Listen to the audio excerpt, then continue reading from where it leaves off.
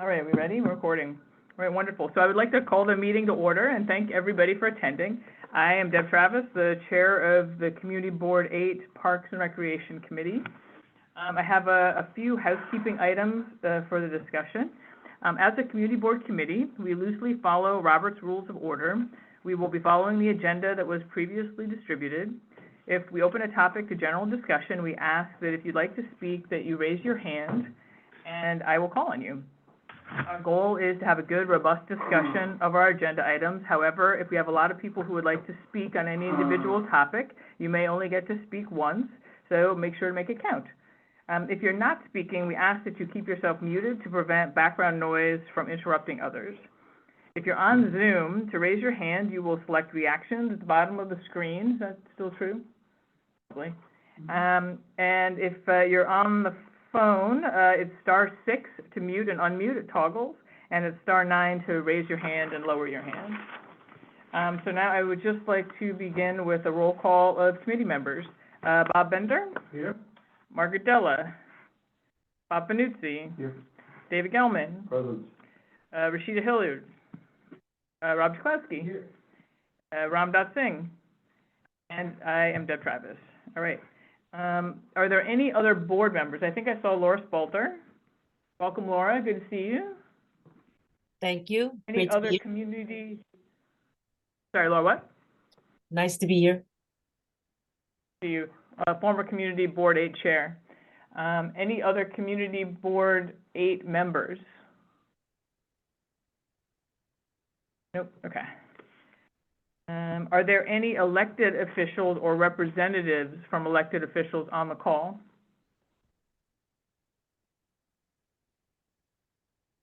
Anybody?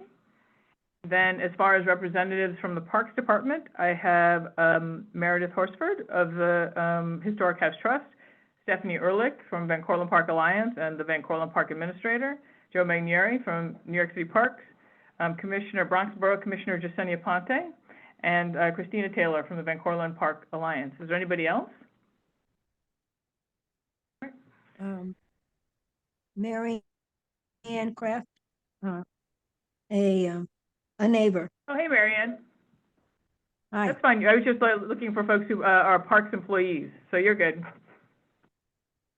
So the first up on the agenda is approval of minutes. We did not have a quorum last time, so we had to table the minutes.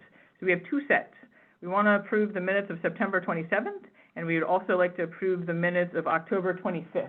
I would like to do them together, unless there's any no changes? I do have changes. Oh, okay. Here we go. Pull the minutes out. Which one, September or October? Both. Oh, yeah, all right, let's find that. Not major, but No, that's fine. changes nonetheless. All right, let's start with September. Oh, hey, Ramda. Come on, Don. There you go. Good for the corner. In September, the #1 outreach, that Riverdale Stables, blah, blah, blah, were asked. This is September meetings, is under Yep. 4. 1 outreach. This is the minutes for September 27th. Or, I'm sorry, maybe it was under 4. Discussion of upcoming request for Riverdale Yeah, Stables. yeah, but the first paragraph. Okay. Is that the Mr. Tartar discussed with the committee? No. First paragraph on this, oh, I see. #1 outreach. Outreach, Riverdale Stables, blah, blah, blah, blah, blah. Yeah. They were asked, not encouraged, to consider alternate, uses like animal sanctuaries. So just for the folks on the call, this is part of the summary we gave to the outreach for the comments for the concessions unit regarding the RFP for the Riverdale Stables. So one of the things we provided was we recommended more outreach. Riverdale Stables has free pony rides on Mother's Day, for example. However, no one on the committee has ever heard of this. They currently rely primarily on mom word of mouth. The committee noted that this can create racial and social silos inadvertently and recommended that they use social media such as Facebook or Instagram to make more people aware of their activities. Concession unit requested a list of community organizations. The committee also encouraged? Asked? Okay. To consider alternate That's uses. fine. I think that's fine. all right? In the next paragraph, affordability, the committee encourages the concession units to give preference to nonprofits. That's just strike that. Are we sure that's not so? Yep, quite. What is the rest of, Bob, are you guys, I mean, it was part of the conversation, but we were, it's something that'll. The committee did not encourage the concessions unit to give preference. Well, I remember raising, this is the Yep, context. you raised the point. So the reason I raised the context, or raised the point, but for larger context, is that, currently with the Riverdale Stables, and this seems to be true in general, where a concession has to hire out, another nonprofit to do the work, for the community benefit. So in this case, with the Riverdale Stables, they had a third-party nonprofit that was providing therapeutic riding, and then they were not providing therapeutic riding. And it seemed like the way that the concession unit, agreement was set up, there wasn't any transparency regarding this third party, that the concession, unit had a relationship with the primary stable provider, but they didn't really have a relationship or any transparency on this other entity. And so we couldn't really see how they were making their money, or what they were charging, or how many rides, all that stuff, all of the good stuff you get from the, agreement with the primary, nonprofit seems to it falls away in terms of that. I think also, like what we see with, the Van Cortlandt Golf Course, is that because, like, that's a really nice place where you can compare them with First Tee. First Tee is a nonprofit. They do really great work, with the community. They're focused on that. And so, and Van Cortlandt Golf Course, nothing against them, but they're a for-profit entity, and then they do some small bits of nonprofit, like, community benefit work on the side, but that's not really their focus, and it falls away over time, and then we remind them, and it comes back, and it's not, because it's not their primary focus. But I thought that, like, that was the discussion that we had, was like, That part that it would was be discussion, better but we did not, to as a encourage them. committee, encourage them to give preference to nonprofits. That just didn't happen. Was there an action taken? No action taken, this is the minute, so it's just really a discussion of, like, the discussion. But, well, it did become part of your letter, which we'll get to later. We'll get to that later, yeah. Right, but. Yeah, I agree with Strike David. the sentence. You wanna strike it for now? Yeah, discussed. So discuss the, Preference. so that's under affordability? Yes, number 2. So affordability. discuss the concession unit giving preference to nonprofits. Consider a nonprofit. Okay, No preference, because we should not be dictating to them that they give preference to anybody. I mean, we can talk about that later. Yeah, that's fine. Yeah, Well, that's, we were asked for our input for the RFP, yeah. and that could be part of it. So the committee discussed with the concession unit, providing preference for nonprofits? Considering Or preference considering preference? Okay, to nonprofits, yeah, that works. make sure I got it. That Considering, did occur. to And David said nonprofits. there's a letter pursuant to that. We'll get to that. Get that in old business. So that's September? Is there anything else for September? Okay. And then October, October? Listed as absent and other board. Was absent and other board. Oh, you know what it was, is that you were online. Right, And so, but you weren't present for quorum. right. And so I wasn't quite sure how to put that in the minutes, honestly. Maybe, there's Put a, in parentheses, on, Zoom, that's fine. No, you're either here or you're not here. Right. And David was absent. right. Yeah, So, I think that's fair. so I've got him under absence, under the committee. Right. And then under other board, I put him as present, He doesn't count for quorum. because he doesn't count for quorum. That Just was, put in parentheses, Zoom. Okay, okay. that's what I did. Otherwise, A member who was on Zoom as yeah, present. the paragraph later on about Belinda Hancock noting effective double parked, buses. The Broadway issue. So discussion of traffic and double parking at fall Right. parade ground? So the sentence starts, Belinda Hancock noted that another effect of the double parked Buses? cross-country related buses is that disabled, bus passengers are unable to access MTA buses safely or even at all. Because you use buses 3 times, and Right. it's confusing. Right, okay. Cross-country Can you differentiate? related buses is that the Parked, disabled disabled MTA passengers are not, are Yeah, unable fine. to, yeah, I was gonna put it later, but that's fine too. okay. I'm gonna actually move it under buses, the later one, because otherwise it seems like That's how I MTA, it's not read it, clear, really. yeah. That's fine. All right, anything else? Nope. That's it. Anybody else have any comments, suggestions? Okay. All right, all those in favor, opposed? Okay, we'll start with opposed. All those opposed to approving the minutes as amended? Abstaining?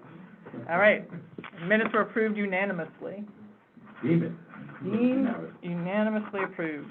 All right. Find my notes here. All right, so Chair's report. The first thing for this Chair's report is just simply the budget cuts that have been proposed by Mayor Adams. New Yorkers for Parks will be making a presentation a little bit later in the call, but I did want to highlight that Mayor Adams has proposed the discontinuation of the Parks Opportunity Program, the POP program, which will result in the loss of 1,450 jobs and 60% of the mobile park cleaning crews, and just the opportunity that so many people got from participating in that program I believe it's a workforce development program. There are also 350 park jobs that are currently open that will be on a hiring freeze, so they will not be backfilling them. Community composting will be eliminated, and that DSNY will no longer collect trash from bins near parks, which is a huge benefit for those of us who live around the reservoir. Yeah, great. And then finally, tree risk management, trail formalization, community garden, anti-gun violence programs, and swim safety expansion will be put on hold for at least a year. So to discuss this further and find out what we can do, the New Yorkers for Parks will be presenting, as I mentioned, a little bit later. David, did you have your hand up? Yeah, just, the community composting, where did that come up? That's one of the programs that has been cut, In parks? eliminated In parks? from the city budget. Okay, but it's not part of parks, okay. Yeah, Okay. That's what I think it confused me. impacts parks. Yeah. Does it? Do we could do, I think so. I'm gonna defer to the New Yorkers for Parks guy. I That honestly works. I didn't That dig into it, because I knew that Adam would be here to save me. And then next up is encampments in Van Cortlandt Park. As the leaves have come off the trees, it has become apparent that there are a few encampments, and then the Van Cortlandt Park Alliance has been working with the social services to address those. If you see anything that you believe is an unsafe condition or where a person may need help to get inside and out of the elements, please drop a pin to identify where they are in the park and send that information to Van Cortlandt Park Alliance. If you don't have contact information for Van Cortlandt Park Alliance, please send it to the community board and we will pass it on. They will work with the Parks Department and Social Services to get the person the help they need if they want it. And also, I just wanted to let the committee know that Captain Domingo Santos, who has come to the committee more than once to help us understand the Parks Enforcement Patrol policies and what they're doing, he had a heart attack recently. Yikes. And so I just wanted to, extend our prayers to his family and to him for a speedy and full recovery. So there is a GoFundMe online if anybody is interested and would like to assist the family, and you can just Google it and it does come right up. So next up is our first agenda item, which is a Van Cortlandt House Museum. So tonight we have invited a guest, Meredith Horsford, who's the Executive Director of the Historic House Trust, which is a public-private partnership with the Parks Department. The Historic House Trust is responsible for oversight of the 23 historic houses historic sites really, that are now owned by the city. And I think it's safe to say that these sites are some of the most beloved in New York. And so I would like to give Meredith sharing capabilities, I guess she's co-hosted, and so she had a presentation that she wanted to do to kick us off. Okay, let's hope I can pull this up. Thanks, You can Deb. do it, and Meredith, I believe in you. Thanks for having me. Can everybody see that? Horsford has started screen sharing. Oh, Yes, we can see you. Okay, fabulous. Make it bigger. Wonderful. Like I said, thanks so much for having me. I'm always happy to talk to a group of interested people about historic houses. So as Deb mentioned, I run the Historic House Trust of New York City. We are a public-private partner to the New York City Parks Department, founded in 1989 to really advocate for, promote, and provide technical expertise to preserve 23 publicly owned historic houses that are located throughout the 5 boroughs, one of which, of course, is the Van Cortlandt House Museum. So we are managing 23 different sites throughout all 5 boroughs, spanning approximately 370 years of history. And one thing that I'll note, you might already know this, but I'll make it brief, is that for the most part, all of these sites are owned by the city under the jurisdiction of the Parks Department. The Historic House Trust, sort of serve as a liaison between the separate nonprofits that run the organizations as museums and the Parks Department who owns them. We're also, in addition to being a liaison, also providing technical expertise as it relates to all of their preservation needs, technical expertise, and also certainly a lot of advocacy as well. And then the nonprofits, the nonprofit organizations are responsible for all of the museum functions, programming, community engagement, etc. And just also wanted to point out, I know there are a lot of concessions in Van Cortlandt Park. These organizations operate very differently than the concessions. So in this case, and I'll talk a little bit about them in a second, the nonprofit that runs this site is the National Society of Colonial Dames in the state of New York. And so they actually put a lot of funding into the operation of this site and also fundraise for it. So here's just a little snapshot of all of the sites that we are stewarding. You can see Van Cortlandt at the northern, kind of near the northern end, number 7. And then just on a personal note, prior to coming to the Historic House Trust, I was the director of the Dyckman Farmhouse Museum, just south of you, your neighbor in Inwood, for 8 years. And so I did a lot of work with the Van Cortlandt House Museum, and I'm very familiar with them, the employees, what they do, having worked with them very closely for a long time. Let's see. So a little brief snapshot about our work. As I mentioned, historic building conservation is a very important part of what we do. We manage capital projects on behalf of all of these historic houses. We consult on all of the preservation needs. You never know what's going to come up as a need in a historic house. Community engagement for us is a little bit different than the way our houses approach community engagement. They're obviously engaging the larger community, but for us, as an umbrella organization, our community are these individual 23 different houses. And then museum support. Like I said, we have about 21 nonprofit organizations that are operating these 23 sites. So they're all their own separate nonprofits. They're all in different stages of growth as nonprofit organizations. So the things that they request and need of us are all very different. Sometimes it's collections care, sometimes it's fundraising support, etc. Keeps us busy. So to the Van Cortlandt House Museum, I'm sure you've all been and seen it, but just thought I'd include a few exterior and interior shots. And this is just a really brief kind of timeline of the Van Cortlandt family in America. They came here from the Netherlands. And, I think it's really important to note that, we're pretty sure that enslaved labor built this house, and is something for us that is important for us to highlight.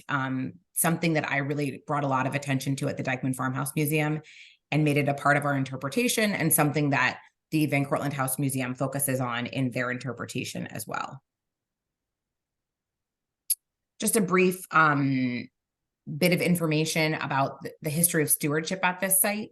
The site in 1888 was then a 1,000-acre estate, which is hard to believe in New York City, purchased from the Van Cortlandt family by the city of New York to form what was then the new Van Cortlandt Park. The second president of the National Society of Colonial Dames in the state of New York played a really important role in the house's first restoration in 1896 and its subsequent opening the following year in 1897 as the first historic house museum in New York City and only the 4th in the nation. They were also the first public-private partnership in New York. So they've operated the site for the last 127 years. They are dedicated to educating the community about the vibrant history of colonial New York. A timeline, I think, is important to understand. Obviously, a lot happens at historic houses, so these are not the little nitty-gritty details, but just a really quick overview of kind of stewardship and improvements at the site. basically between the late 1800s and the 1960s, all of the renovation and restoration work that took place at Van Cortlandt House Museum was solely funded by the Dames.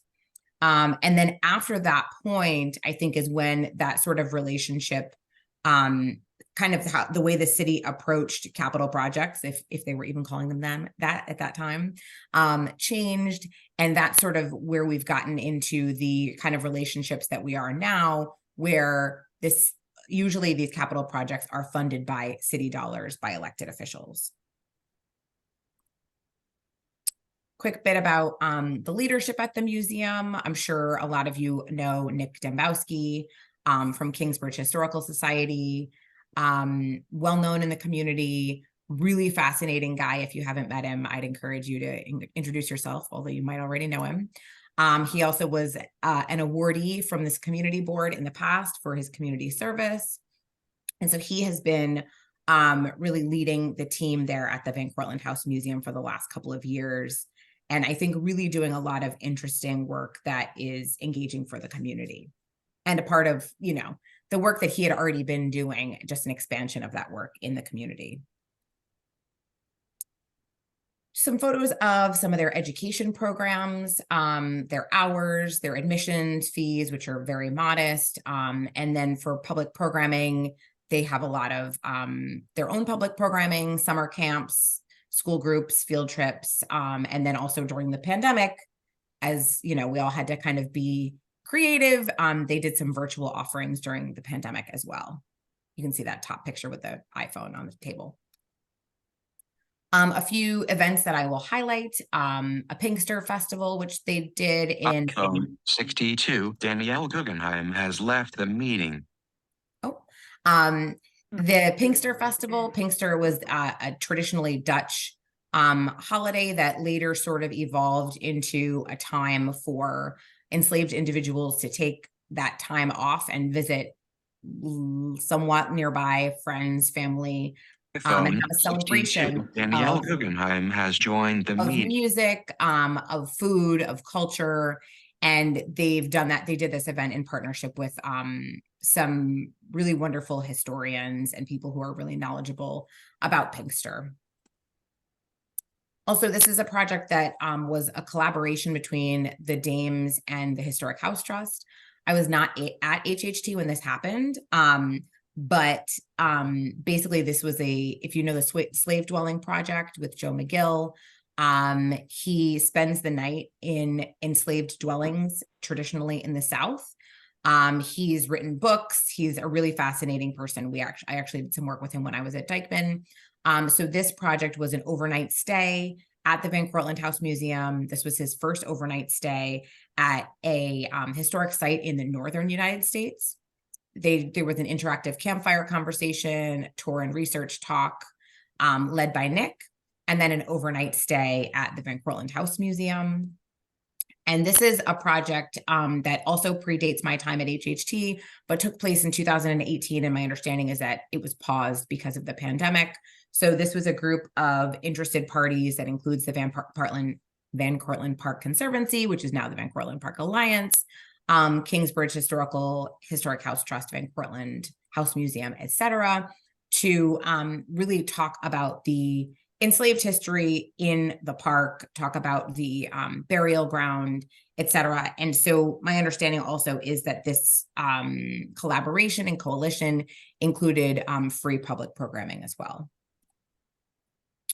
Another thing that we've really been thinking about a lot at Van Cortlandt House, but also at all of our house museums, these houses tend to have, historic houses tend to have smaller doorways and a lot of things that make ADA accessibility a challenge. So that's something that's very much on the forefront of our minds. So at the Van Cortlandt House Museum, we are currently working on a ramp that would bring you into this sort of what we're calling the cottage wing. And that way people can view a virtual tour of the museum. Additionally, we will be working on a capital project in the not too distant future at this site, which will really look at ADA accessibility on a larger scale at this site. And just thinking about accessibility in general, we also worked with Nick and the team at the Van Cortlandt House Museum recently to make sure that their informational guide at the museum was translated into multiple languages so that we can think obviously about accessibility in multiple different ways. So those are my visuals that I wanted to share with you. Happy to chat further, but I didn't want to take up too much of your time. Thank you, Meredith. I guess we can unshare. I mean, if everybody's got Meredith the, Northwood has stopped screen share. right. It makes a lot of announcements. It does make a lot of announcements. We got to figure out how to turn that off. So I want to just thank you, Meredith, for that. That was a really informative overview of the house itself. The Van Cortlandt House is the heart of Van Cortlandt Park, and Van Cortlandt Park is the heart of our community. The house is, as you said, the oldest building in the Bronx. It was built in 1748-49 by enslaved people and was the first historic house museum. So I'd like to I want to talk more about the National Society of Colonial Dames themselves, who have a very long relationship with the house, going back to its beginning as a public historic site. They've been responsible for operating Van Cortlandt House since 1896 and performed the original work of converting it into a museum. And agreed, like all of the operators of historic sites, their role is to maintain the interiors and exhibits of the museum, and provide educational programming for the general public. And then the Parks Department maintains the exteriors and the grounds with funding from our city council member. Because of this long relationship with the Colonial Dames, Van Cortlandt House is unique, I think, in its operating structure. With a few exceptions like Poe Cottage and the Valentine Varian House, which are operated by the Bronx Historical Society, and most historic houses are operated by a nonprofit that is solely focused on programming and fundraising for that house.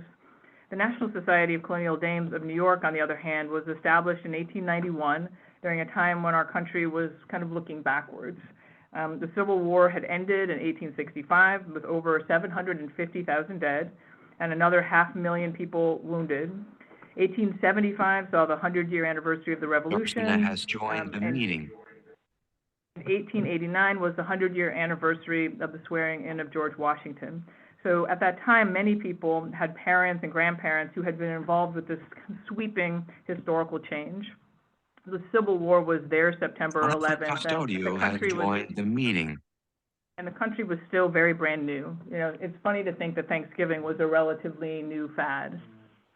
So this is a time where there were many historical societies, like the Sons of the American Revolution, the Colonial Dames of America, which is a different group, the United Daughters of the Confederacy, to name a few.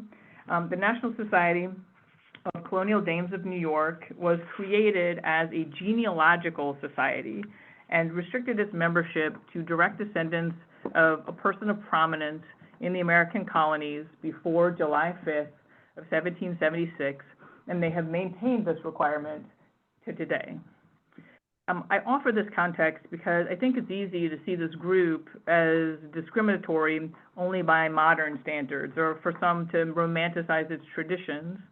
But at its founding, when race and the rights of formerly enslaved people were in the paper every day, the Dames intentionally excluded Black and brown people, and then going further to also exclude Irish, Italians, Germans, and Jews who were arriving on our shores then, and they excluded all of the people who were not of prominence, who had been here all along, including our tribal communities. If we were simply talking about a social club, that would be one thing. But the mission of the Colonial Dames from the beginning was education, and educating others about the history of their ancestors, and that has also remained true to this day. As their Board of Managers currently states on their website, our organization was created in memory of our forefathers and our foremothers who helped create this nation, and we see it as our duty to honor their efforts. So this presents two issues that I think disqualify them from continuing to operate the Van Cortlandt House. First is that the people they're descended from, whose efforts they want to honor, are the plantation owners and the militia officers and the directors of the Royal Africa Company and the Dutch West India Company, who brought the enslaved people to this land and then brought thousands more and permanently enslaved them on plantations just like the Van Cortlandts. And the fact that they're descended from these people, I don't think is what disqualifies them. I am descended from these people. This organization, though, should be disqualified because they're doing nothing about it. They have not owned, acknowledged, or repaired the impact that their ancestors had on initiating and profiting from these enslaved people. Saying that enslaved people lived in the Van Cortlandt House and are part of the Van Cortlandt House history and not the history of the people who lived and owned the Van Cortlandt House, and then pivoting to talk about the China and the Delft tile is an inadequate response to the bloody history of this country. So second, in the last few years, I think our country and our city have gone through a watershed moment in our understanding of race. We understand now more than we ever have that who tells the story determines the story told. So when you narrow who can belong to a group, you just inevitably narrow what that group comprehends. I think you narrow that group's interests. And the Society of Colonial Dames, for all their intentions, and regardless of who they hire as staff, and I think Nick is great and does a wonderful work, they can't begin to tell a complete, nuanced history of Van Cortlandt House and the Bronx at large. They cannot tell our history, right? And for these reasons, if the Dames were to apply for a license, I believe that they wouldn't be seriously considered by the Parks Department if it was fresh. The reason they still operate that house is the 127-year tradition they have there, and because they have successfully stayed below the radar. They have stayed below the radar, I think, by living kind of this double life. On the one hand, they've got their headquarters on East 71st Street, which I think surprises no one, which they commissioned themselves in 1930, and they own all outright, and it's a beautiful house. They host talks and teas and Christmas parties and other social Roberta events has there. left the meeting. And it's clearly the heart of their organization. They gush on about it about their headquarters and promotional materials, and they're in the middle of a $3 million capital campaign to improve that house. Meanwhile, in the Bronx, the Van Cortlandt House is open 6 days a week for self-guided tours and $5 admission, and once a month or so there's an event, and usually it's outside on the lawn, and it's usually produced by outside organizations like the Bronx Arts Society or Van Cortlandt Park Alliance, who all do great stuff. But since June, they've hosted 8 events total, and that includes 2 Delft tile tours, right? 4 of those 8 events have been outside with no access to the house, to the interior of the house. And I say that because in comparison, the Dyckman Farmhouse hosted 33 events since June. And they included story time for children, musical performances, a talk on the Revolutionary War battles of 1777 in Inwood, great kind of thing to geek out on, and they had a holiday community soiree, right? The King Manor in Queens hosted 24 events since June, including designing your own 19th century mourning buttons to mourn the loss of a loved one, which is kind of cool, Fiber Arts Festival, and a talk on H.P. Lovecraft and how King Manor provided inspiration for the horror writing that H.P. Lovecraft did. So just to put it plainly, I think very few of us have attended an event inside Van Cortlandt House in recent memory. And I think many people in our community have never been inside it. And it's not a gathering place for our community like the Dyckman Farmhouse is or the King Manor. And it's not welcoming or outward focused. And these other houses are run by nonprofits that fundraise and develop community engaging activities to build trust, curiosity, and a sense of place. And the community knows them. The Colonial Dames have a non-existent relationship with this community and with the Bronx. So one obvious reason they don't have a relationship with us is that they exclude the very members of this community, in fact, most of us, who they need to raise money, to support the house, and to understand what would engage us. But, you know, they appear to know that they have no share in our community because we never hear from them. They do not publicize their organization here or their events here, even the ones open to the public at their Manhattan house. They don't appear to publicize events in the Bronx, in Manhattan, to their members. And they kind of seem like, when I kind of looked into it more deeply, it just seems like they're living this double life with this split focus. They're a social group of predominantly white people interested in their colonial history, meeting for fellowship on the Upper East Side. And then, you know, in the Bronx, they're the key holders of Van Cortlandt House, and they determine when and on what terms we can access public property. So, what can we do about this? The agreement with the Colonial Dames that they have with the city right now has expired. So I think this just gives us an opportunity to have a conversation about what we want to have happen. Like, who do we want to actually manage this really important part of our community? I just think there's so much possibility for programming and community engagement and gathering there. So with that, I thank you all for your diligence as I went on. It's very close to me. And so I just want to bring this to the community and the committee as a proposal to open discussion about the possibility of advocating for change. So so I open the floor to the committee. David? Yeah, your points are well taken. I take exception with one thing you said early on, which was that they can't represent. It's fair to say that they don't necessarily represent, but it's not that they can't. And to that end, I'd like to hear them respond to your concerns as well as the Alliance.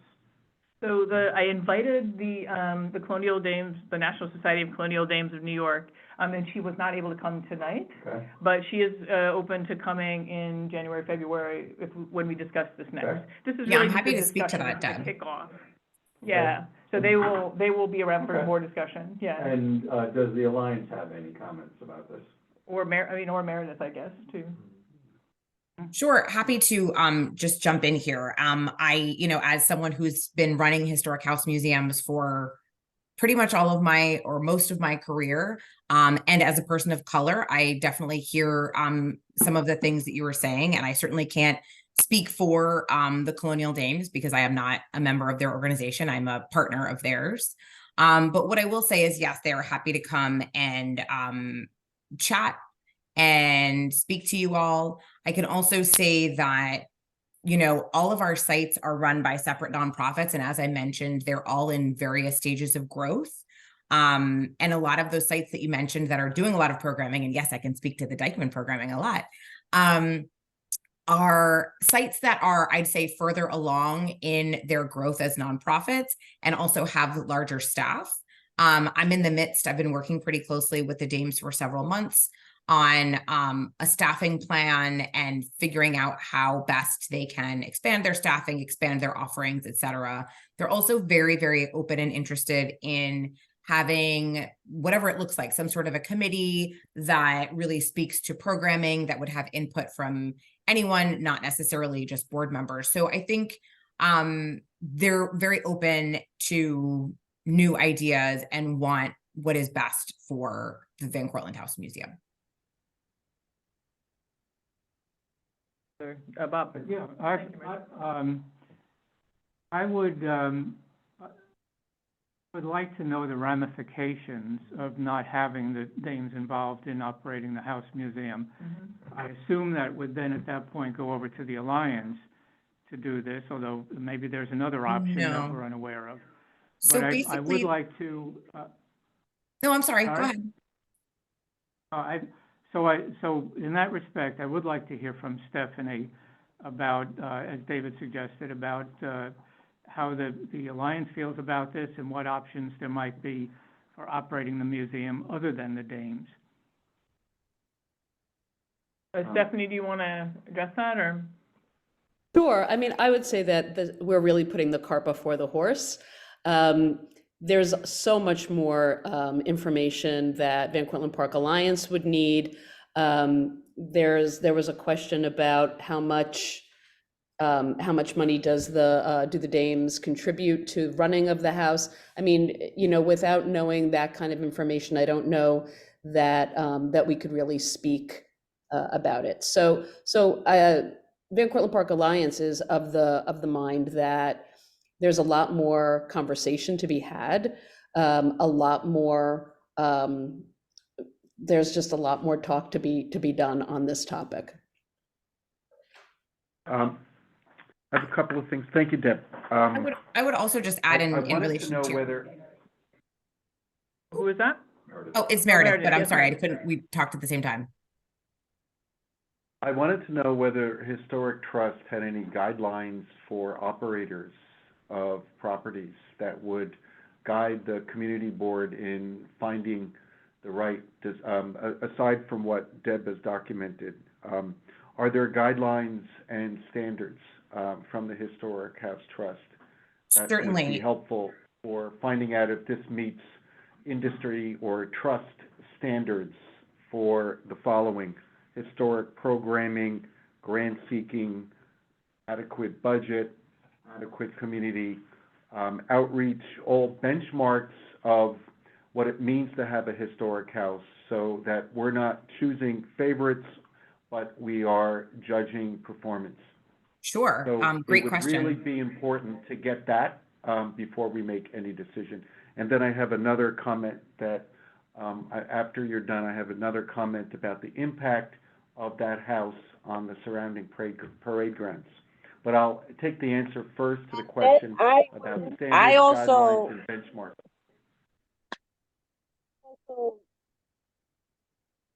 The opportunity, like to speak, Tiffany's because iPhone has it joined seems the like meeting. Yeah, Daniela, I know, I recognize you're on the phone, so you can't see other folks' hands up and stuff, so please go ahead and speak, it's okay. I asked the question. We'll let Danielle speak, and then we'll get, No, who is Danielle?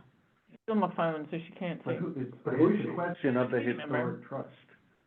So I'd like that answer from the Historic Trust. VCPH has left the meeting. Meredith, you want to answer Bob's question? Sure. Sorry, I wasn't sure who was speaking next. You're on. Okay.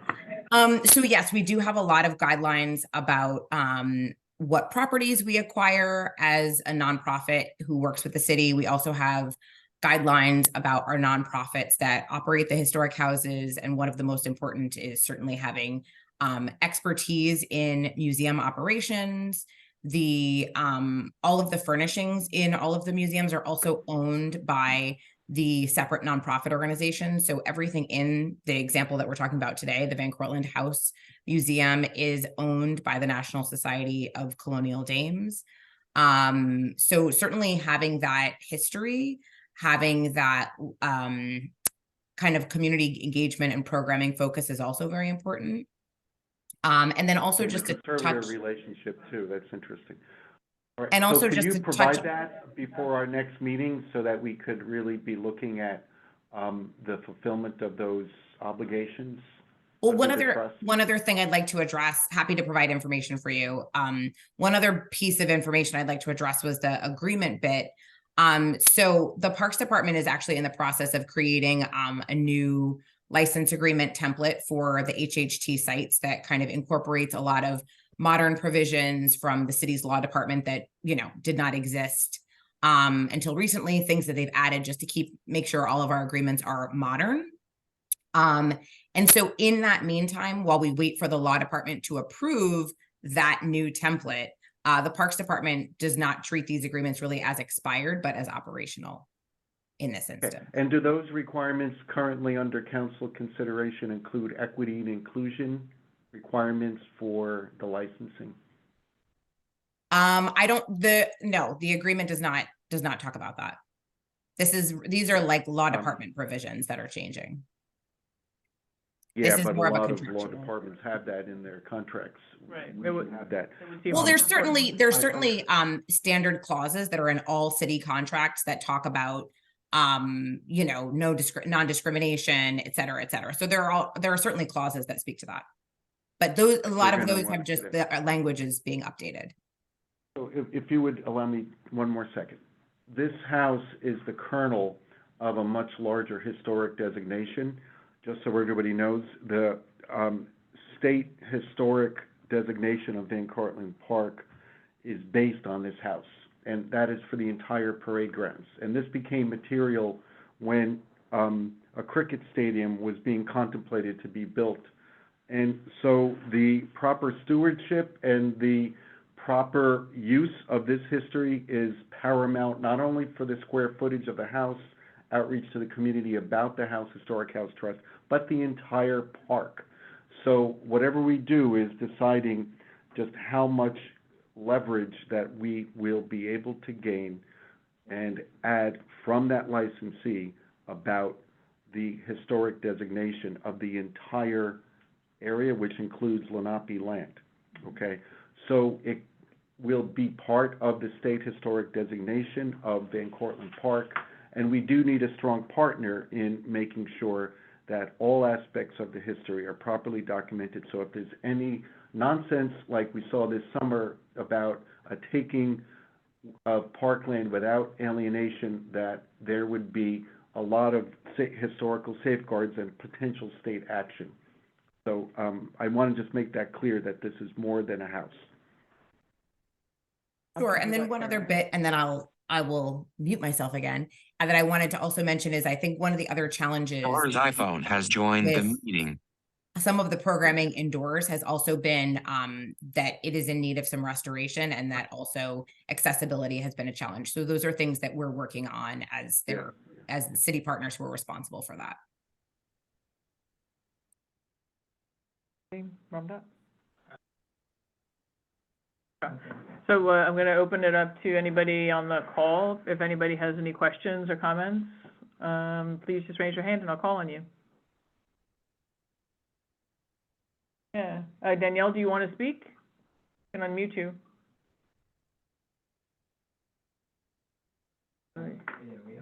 I guess you have to unmute her to find out if she wants to speak. She's iPhone. She's iPhone. Danielle. iPhone 62. She's iPhone Hi, 62. yes. You got to scroll down. There we go. Danielle, yes, you're on. So I am a Bronx native, born and raised. I am very active in the community. I live in Community Board 7. Van Cortlandt. Let it go, keep taking Me. time. Not. You guys hear me? You're breaking up a little bit, Danielle. Oh, okay. I don't mind so much the original sin of our country. What bothers me is that it doesn't seem like the Danes are trying to rectify that. And with us saying that it's okay for them to continue in the role that they have, and they are not trying to change, I feel, I don't think that well of we are as Bronxites and as Americans.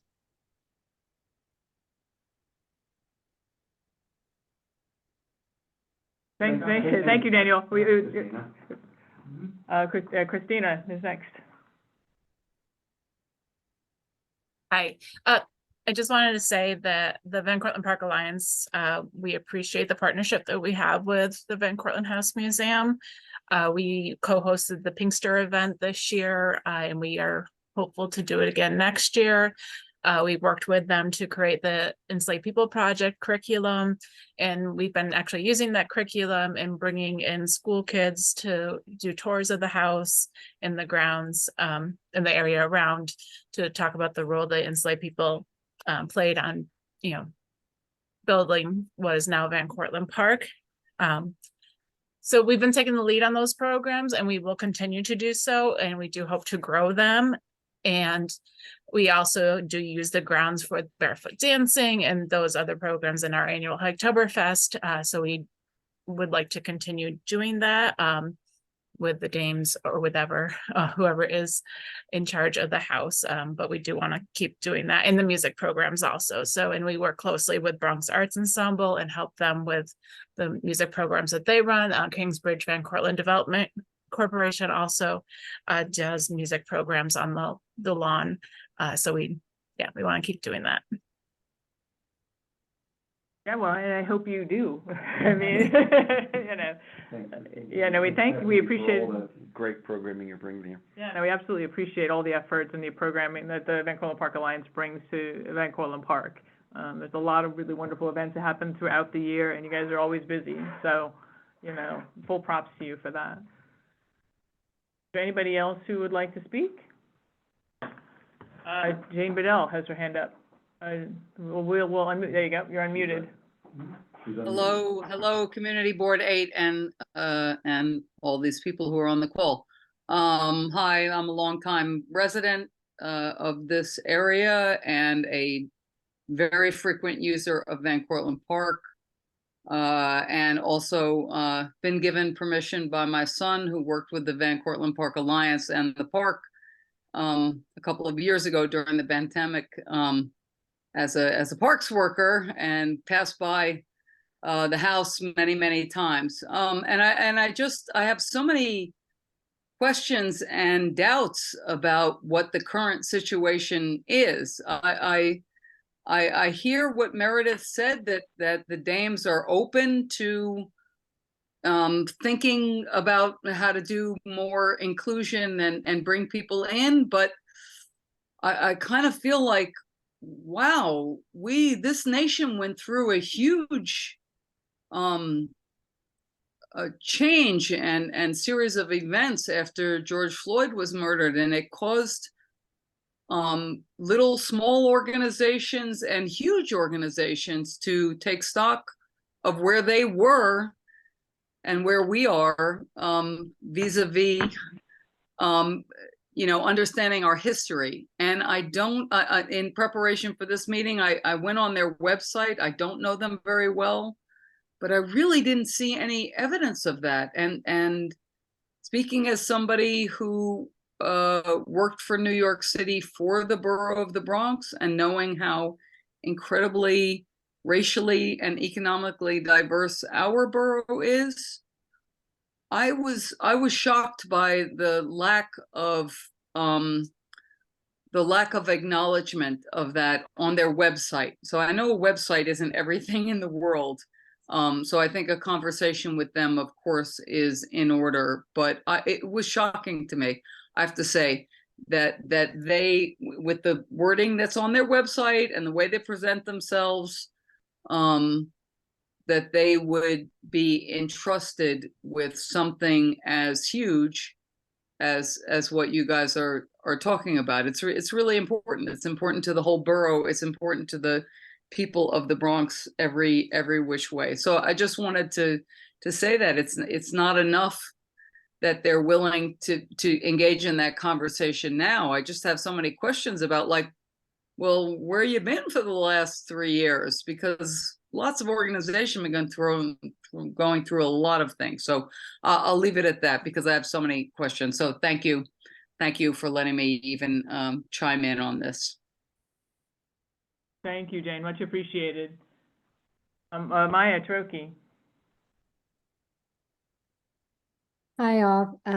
Just quickly, I just wanted to say that this seems like an opportunity to really, as Van Cortlandt Park is kind of a jewel in the community, the house has never felt to me that it's part of that space, that it's something separate and somehow inaccessible.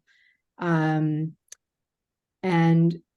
I think it's an opportunity to have a conversation about, like, how we frame history. So is history, or something historical, is it something that is sort of trapped in amber and meant to be preserved as it was, as a relic? Or is history something that is living and in conversation with us as in contemporary society? And so I've had really amazing experiences working with King Manor Museum and how they frame the use of their house and the history of that place. And the fact that even you can walk through the rooms without standing behind a gate makes all the difference. And they actually move the furniture around, and you can sit down in the chairs and have conversations. I mean, they might point out that, this is a 17th century piece of furniture, and perhaps we shouldn't put a glass of water on it, but nevertheless, it's part of the environment, and you can touch it and interact with it. So I just wanted to sort of point that out and say that it would be wonderful to have a manor museum in our community that was as open and welcoming as some of the other historic houses. And that, I felt like I could go there and, interact with the historians and have conversations with them I also wanted to just quickly, and then I'll shut up, that also King Manor, they have a, you know, for people who are new American citizens, they have a swearing in there, and you can, you know, sign the Constitution, you know, things like that, which are just like, yes, it's history, but it's in conversation with us as contemporary beings. Thank you very much. Thank you, Maya. Well said. Becca, you're up. Or I'm sorry, Margaret's up, and then Becca, you're next. Hi, everyone. I'm really glad that the Parks Committee is exploring this. I think it's a really good idea to think about, you know, what is the best way to make use of the great opportunity we have to have the Van Cortlandt House Museum in our community. And, you know, I think it, you know, like it requires looking at some maybe sensitive questions, you know, like other people have talked about, like the racial dynamics of looking at the history of the house. And that's, I think, an important thing to explore. I also feel as a nearby resident, you know, the events that I've been to around the house are all events that I think, and we could explore this more, were primarily planned and carried out by other organizations with the permission of the Colonial Dames. Like I don't sense like a big involvement of that organization in the events I have been to around the house. So like I think we need to think about, like, when we look at the number of events that have happened, which is not a big number, they're also predominantly things that I think are planned by the Kingsbridge Historical Society, KRVC, Van Cortlandt Park Alliance. And so, like, I think that's a thing to think about in terms of, like, who's really making things happen there. And, like, I think it would be great if the committee takes on the task of exploring, like, what the best way to manage the house in the future, and who's the best organization to see that we really have a vibrant Van Cortlandt House Museum as part of our community. Great, thank you, Margaret. Let's see, Becca, you're next. Becca, Karen, and then Gary, and then we'll, Hi. I guess we'll wrap it up. I also want to Okay, thank, and then Ramdas. I also want to thank this committee for looking into this matter. I also did some looking on the Colonial Dames website and have the same observations that others have mentioned. I understand that the statement is that the city considers the licenses not expired, but continuously running. I imagine that Mark, one could. VCPE has left the meeting. I think that Bob's point about performance and the importance of the involvement of this group, certainly, if anything were to change, it would be crucial to maintain the historic designation of the house, to not have that threatened, and to maintain the historic designation of the park as a whole, including the Lenape land and the burial space. But I also have had the experience of going for barefoot dancing, which didn't seem to be in any way in conversation with colonial dames or colonial times, and felt more like this is something that is next to, it's proximate to, as opposed to part of the performance of the task of interpreting history of the house. I appreciate that the Colonial Dames have said that they are open to input from a committee or something. And I understand Bob's questions about performance. I think it'd be good for further discussion to know what exactly the contributions of the Colonial Dames are, both financially and otherwise, and what they would continue to be if the Dames were not necessarily the only entity making decisions about the space. I understand they own the furniture. Perhaps the issues of access, ADA access, would be improved with less furniture or different furniture. I think it's very different to ask whether they are performing the task, to what extent the task includes awareness of current social norms and of change since the colonial period, but also to investigate what is the mission. of the group? What is the mission of the city in preserving the house? And the mission, as far as I can discern up to this point, has not included anything other than keep the house pretty and essentially functioning as a gatekeeper, as opposed to anything other than keep the house pretty, essentially I'm hearing myself back.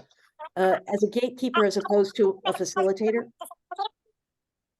I think something's going wrong with the recording, but Oh, it's Jacqueline. Can you, yeah, there you go. yeah. Rebecca, you should be all set. So I think it's crucial to look at, well, what is the mission of the city and of the Parks Department and of the Parks Committee in terms of use of this resource? And how is that mission currently being met or not met? To what extent are the Dames invested in meeting a revised or updated mission? And particularly strongly considering whether the fact that they would exclude the vast majority of people in the community from membership in their group is something that they feel they need to address in some way, in a forthright and direct fashion.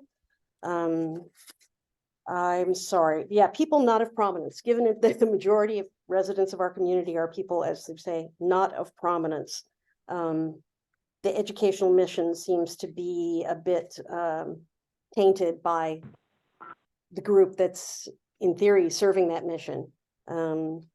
So I'm glad that it's been brought to the community's attention, and I look forward to hearing more about in particular, the new history event that was paused because of COVID. It seemed as though that was moving in the direction of a more appropriate engagement with change and to computer equity. audio. And I will stop there. Thank you. Thank you, Becca. I appreciate it. Karen Argenti. Yeah, I agree with Becca. I think the membership is a problem. I mean, I think they would have to open up their membership and they would have to remove the qualifications part. But I think that if they were going to do something, we would have seen some movement of change in the last 120 years. And so I think we should cut away the difference between who is taking care of the house and just the house. And from a historical preservation point of view, the house is on the state and national register of historic places. And the house is not in good condition. I was in that house in the basement. We used to hold meetings from BCEQ there, and it's kind of scary. And that was a long time ago. I'm sure that basement looks exactly the same. And I remember as a kid going in through the rooms. I do remember seeing the rooms, but it was pretty edgy. It wasn't like other places that you see that are just as old as that house. And so, maybe we should be trying to figure out how to take care of the house, and then let the people who want to give them money figure out if their board of directors is appropriate for getting money from the state, federal, city government. I'm thinking it probably isn't, anyhow, that's my story. Thank you, Karen. And Gary, you get to bring us on home. All right, I will try to do that. I have to tell you, I reacted somewhat emotionally to what Jane was saying. As you might know, a lot of people probably know, I've spent a lot of time over the last 3 decades talking to Bronx people about who we are, about our cultures, about what we need in our communities. I have said outwardly that Van Cortlandt Park is like the bottom line for so many solutions. But that putting that aside, the Dames or any organization who operates in this borough of the Bronx, in this diverse borough, know who we are, know how hard we've worked, know all the challenges we've faced, and here we are still here. You shouldn't have to be told that you got to change your norms and your ideas. And Becca said something, and if I heard it right, I had to laugh. that you haven't changed your norms since when? Since the 1700s? I mean, you know, since 1865, since 1965, since you know what I mean? If whatever organization it is that manages a public historic facility that could be an educational facility as well to help us solve problems and bring up kids with the right ideas in our communities, you know, if you have that opportunity, we cannot afford to have that wasted. And so I'm speaking for myself, but I appreciate all the folks who spoke.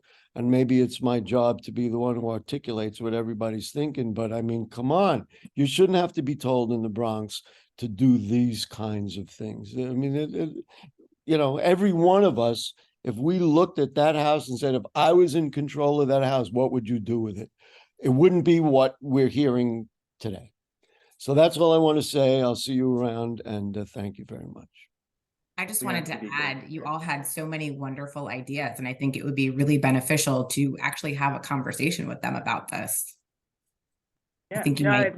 if they seem to be willing to come. We'll see after they watch this YouTube if that's still the case, but I think they can handle it. I can help you make that as public a conversation as you want.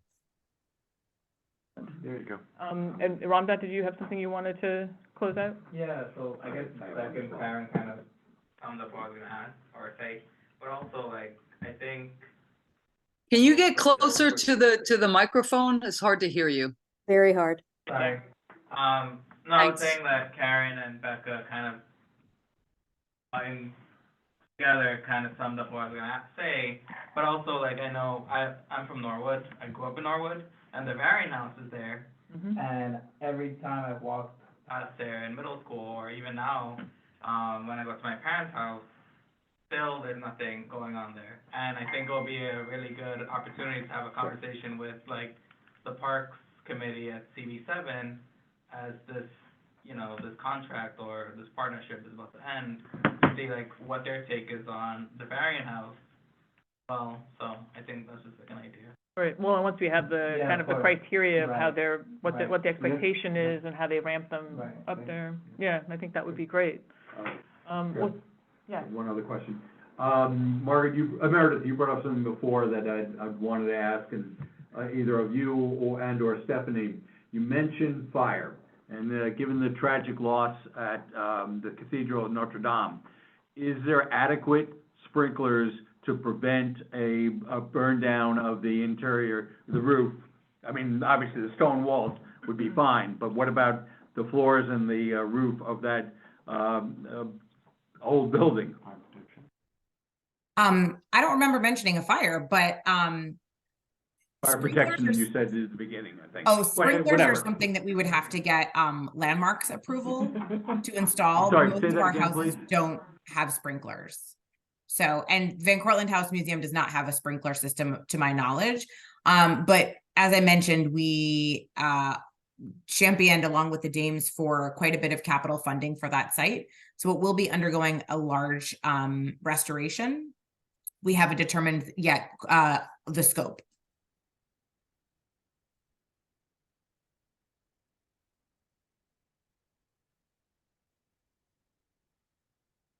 I mean, Notre Dame was just so stupid that they didn't have sprinklers in all that wood. So I know we have the Bronx Borough Commissioner here, Commissioner Ponte. Is there anything you would like to add before we move on to the next? I don't want to put you on the spot, but if there's anything, I just wanted to make some space for you to speak as well. Thank you, Deborah. I really appreciate the space to speak. I just wanted to say thank you for inviting myself and Meredith to come forward and talk a little bit about the historic houses, specifically the one in Van Cortlandt House. It looks like there's a lot more conversation to be had.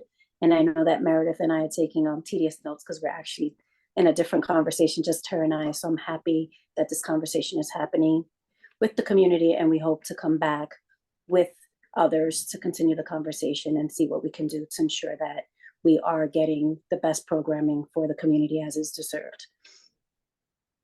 And thank you. I want to just say I think I speak for the committee that we really appreciate your partnership. You've always been a great, a great person for us to collaborate with. And, the last couple of years that you've been our borough commissioner, and so I really appreciate that. And I've just started working with Meredith, but both of you have been really wonderful, and so I really look forward to kind of continuing this conversation. There's a lot to unpack here, and this is just kind of the opening discussion. So we'll all come back in 2024, and we'll be a lot smarter about our historic houses and our historic house trusts. So so thank you all for that. And with that, I'm going to move on to agenda item number 2, which is a discussion of from a presentation from New Yorkers for Parks on the proposed budget cuts. Commissioner Aponte, feel free to start drinking now if you would like. It's awful. So Adam Ganser, are you there? I am here. Yeah, thank you so much. So you need to present, correct? Yeah, I have a presentation. I want to talk very briefly about the budget cuts, and then, you know, the primary reason I'm here is to ask the community board to write a letter, which I can describe in my presentation. But to go back to some of the original questions, somebody asked about composting. That cut. I'm just going to stop you. I'm going to stop you real quick. Bob, can you make him a co-host? Yeah, and then he's all set. Great. So then, Adam, you can start sharing whenever you want. Okay. My presentation doesn't include stuff about the budget cuts happening right now, but the numbers you have are correct. It's roughly a net loss of positions within the Parks Department over this fiscal year of about 1,400. What's problematic about these budget cuts right now is that the Parks Department took a 5% cut, which was mainly handled through the hiring freeze, which you mentioned, and through the delay of several programs, which I won't get into. They're important, but that's not what I'm talking specifically about. The Parks Department then took an adjacent cut through the HRA POPs program, which is the elimination of about 1,400 positions. And so that is a cut that happened to HRA that has a direct impact on the Parks Department. And as you said before, you know, these are frontline workers, 60% of the frontline workforce. These are devastating cuts. And if these were the only cuts, they would be devastating enough. What is being discussed now is drastic cuts to the seasonal staff. These are seasonal staff that are hired by the Parks Department itself. And just to give you a sense of what that means, you know, these are the same types of cuts that happened during COVID when the shit hit the fan, so to speak. You know, when those cuts happened, it was a matter of 2 or 3 months after which the Parks Department, through their own evaluations, was saying the parks were in the worst conditions in 20 years. So we're really looking at an Armageddon situation for the Parks Department if this second round of cuts passes, which would be December, January. So, you know, just wanting to get that out there. I'm going to share my screen. Does anybody have any questions on that? I know it's very general, but again, that's sort of adjacent. One thing I haven't been clear about is that I know that these budget cuts are not set in stone yet, but what is the next part of the process? Who approves what? Is this the city council has to approve the budget, or is there a hearing? Like, what's the next steps with this process? The not set in stone is, I mean, the first round of 5% is pretty set in stone. The hiring freeze has been ongoing for, you know, I'd say probably 2 months with the Parks Department. And the delay of the programs that were listed earlier in the meeting, that's happened. So, you know, there was a tree maintenance and path maintenance program that was additional funding for the Parks Department. Those are not happening. So for all intents and purposes, that first round of cuts for the Parks Department, that's done. The next round of cuts will be offered, I guess, in what would be called like a December plan or a January plan. What just happened is called the November plan. And, you know, those are still being discussed. There are several agencies that have been exempted from those cuts, including NYPD, fire department, and sanitation have all been exempted from that. The next tranche of 5% cuts, the Parks Department has not been exempted from that. Is the POP are the POP cuts already done, part of the November tranche, or they're part of the January tranche? That's part of that's happened right now. That has already happened in the Already November done. tranche. So that they're closing, absent some dramatic change in administration policy or funding coming from state, federal government, those cuts are happening. And those are cuts that are to HRA. They are not cuts to the Parks Department, but the cuts directly affect the Parks Department because they have the bulk of the workers in that program. Okay. And then can you explain David's earlier question about what is community composting? How does that impact the Parks Department? I am not 100% clear on that. That's a sanitation program that's being cut. I don't believe it has, I think it's meant to be, it's the citywide sanitation effort that the Department of Sanitation is running. I don't think it has an impact on compost pickups in parks, but I don't know that for sure, and I can track that down and get back to y'all. And a lot of the parks Anybody else have any also, other questions? I was just going to clarify, a lot of parks themselves that have funding for themselves are doing sanitation within those parks, within the boundary, are doing composting with, that wouldn't stop. These are more citywide programs. All right, thank you. Anybody else have any questions about budget cuts? All right, so thank you, Adam, for all that information. That's really helpful. And then you want to move on to your presentation on what the 1% for parks? I do, and I will try to make this as quick as possible, knowing you guys have been, let's see, how do we do this? Slideshow, play from the start. Are we okay? Yeah. Great. So first thing I'll say is, it was a real honor to work with many of you on this cricket stadium, or more accurately, to make sure it didn't happen. So I see a lot of familiar faces in the Zoom call, and I got to know a lot of people, and I saw Karen as well, and Stephanie and others. So we were very happy to be working with you on that. We have been around for over 100 years. Our website has changed within those 100 years. We are primarily a research and advocacy organization and focus on parks equity, making sure that all New Yorkers have access to clean, safe, green spaces. We have something called the Playfair Coalition, which is over 450 now organizations across the city, many of them in the Bronx.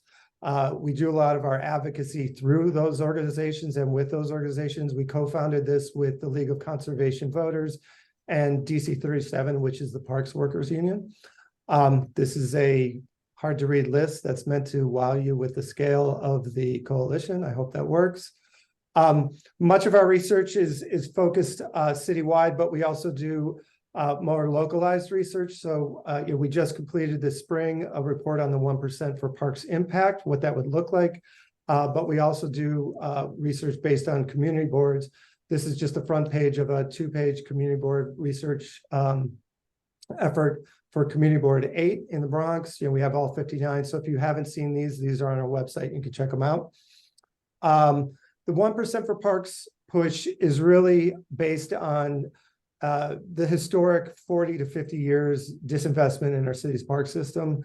In the 70s, we were at about 1.4% of the city budget. After the fiscal crisis, we went down to about 0.5% of the city budget, which is where we've stayed ever since. Unlike parks, nearly every other agency has rebounded from those fiscal crises back in the 70s and the 80s. You can see the budget growth for every one of these agencies. And the New York City budget itself has grown by 127%, whereas the Parks Department budget has grown by just 72%. We are trailing most other cities that we could consider our competition. Most of them spend between 1.5 and 5% of the city budget on parks, and they all spend more per capita on their parks than we do in New York, which is a real problem given that almost every one of these other cities is much less dense. People have backyards. There's a lot more open space, whereas we are all relying on our parks as our backyards. Another point is that the population has grown quite a bit, 1.3 million since 1976. Number of parks workers has decreased by over 1,000. And just to add a little more terrible flavor to that, the parks headcount starting at the beginning of next fiscal year, because of the cuts that have already been proposed, will be at 6,700. So we'll be down, many thousands. How does this play out? There's a million ways that this plays out, but just a couple of examples. New York City's, we have one gardener for every 114 acres. San Francisco, Chicago, one gardener for every 18 acres. This plays out in things like rec centers that people don't consider so much when they talk about parks, but you look at funding from 1978 to 2022, just over half as much funding as we had back in the 70s for our rec centers, and just over half as many people working in the rec centers. These places should really be community hubs, and they're barely functioning with skeleton crews right now. This isn't an anti-police statistics. It's just meant to show scale. This past year, overtime for PD was $670 million. The entire New York City Parks budget was $618 million. I would argue that our priorities are perhaps misplaced. Current state of parks, we did a lot of survey work at the beginning of the year. 85% of park stewards are recording a dramatic increase in usership over the last 3 years, particularly due to COVID. In addition, they're seeing this increased usership throughout the year. Global warming is real. The seasons are getting longer. People are in their parks more often than they've been. So we're seeing just much more use of our parks. A lot of park users expressing safety concerns, and that bears out in statistics from the city itself. Nearly a 30% increase in crimes against people and nearly 30% crimes against property in our city's parks. What would 1% mean? We're talking about a significant investment in our parks. You can just imagine, what would it mean? We'd have a fantastic park system, clean, well-maintained, safe, faster repairs, access to natural areas, protected wetlands, cleaner air and cooler spaces for people to retreat to, faster service to 311 calls, which right now are abysmal, programming, which used to be a real staple from the Parks Department itself, which really is hard to come by now, would be much more robust, and improved safety conditions for workers. One of the key things that we've seen talking with DC 37 is that many of their workers, because there's so few of them, are working alone, and many of them do not feel safe. And there's all sorts of incidences of really problematic behavior by park users that go unchecked and actually become a little bit dangerous. You probably are all familiar with the benefits of parks, certainly public health, environmental, economic. There's all sorts of dollars associated with these benefits that need to be considered in the equation when we're talking about where we invest our public dollars. Mayor Adams supported 1% for parks when he was running for office. He supported it since he's been in office. He has not done anything about it. And right now he's moving in the exact opposite direction. Nearly every council member has supported this initiative, this campaign. Nobody has said no. The only ones that haven't voted yes are either leaving office or they just haven't returned our calls. So it's near universal. We have nearly 14,000 petition signatures from New Yorkers. At every program we do, we go out and get signatures. One other note, just for the context that we're in right now, we have about 36 letters from community boards across the city. Our goal is to get all 59, and our goal is to use that in our budget push, not only now, but from January through June, when it's really going to be very important for us to be pushing this administration to let them know how much support there is and how important parks are to people and families and New Yorkers. So what we're looking for from you all, and I'll jump out of here, is a letter from the community board that, and I can send a boilerplate of what other community boards have used, but fairly simply says your community board 8 supports the initiative to get 1% of the city budget for parks. Many other community boards have often layered into that letter things that are specific about their community board that they want, or as the budget cuts have come down, they also are pushing back on the budget cuts. So it's a letter that has served multiple purposes for different community boards. But if you have any questions, I'm here to answer them. So Adam, I know we did a resolution in support of 1% for parks 2 years ago, right now, Bob? That's correct. We did. We already supported it. And we haven't been on the list. And so I wanted to, I mean, are you looking for a different type of letter, different type of support?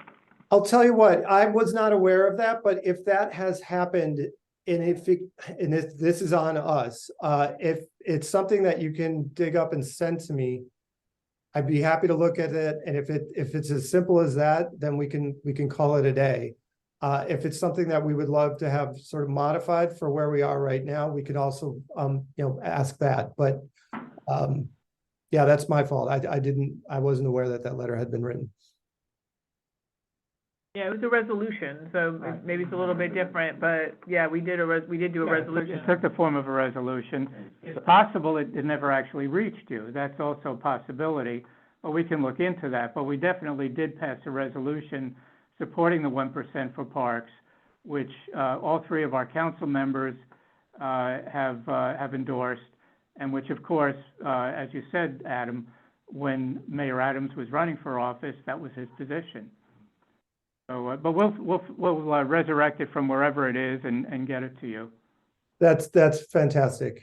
And if there's anything that that we can do on our end with any of the issues that you're coming across, please let us know. As you know from recent history, we're wanting to get engaged with local communities on the things that matter to them.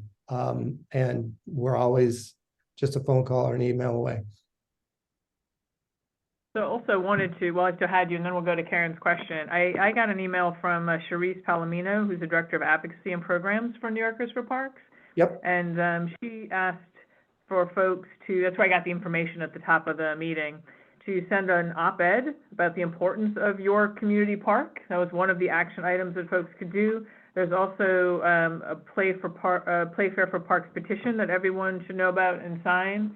So if and there's a letter to the mayor on opposition of cuts to parks in both English and Spanish. Adam, are the links to the letter of opposition and the petition, are they both on the New Yorkers for Parks website, or how can folks access those two things?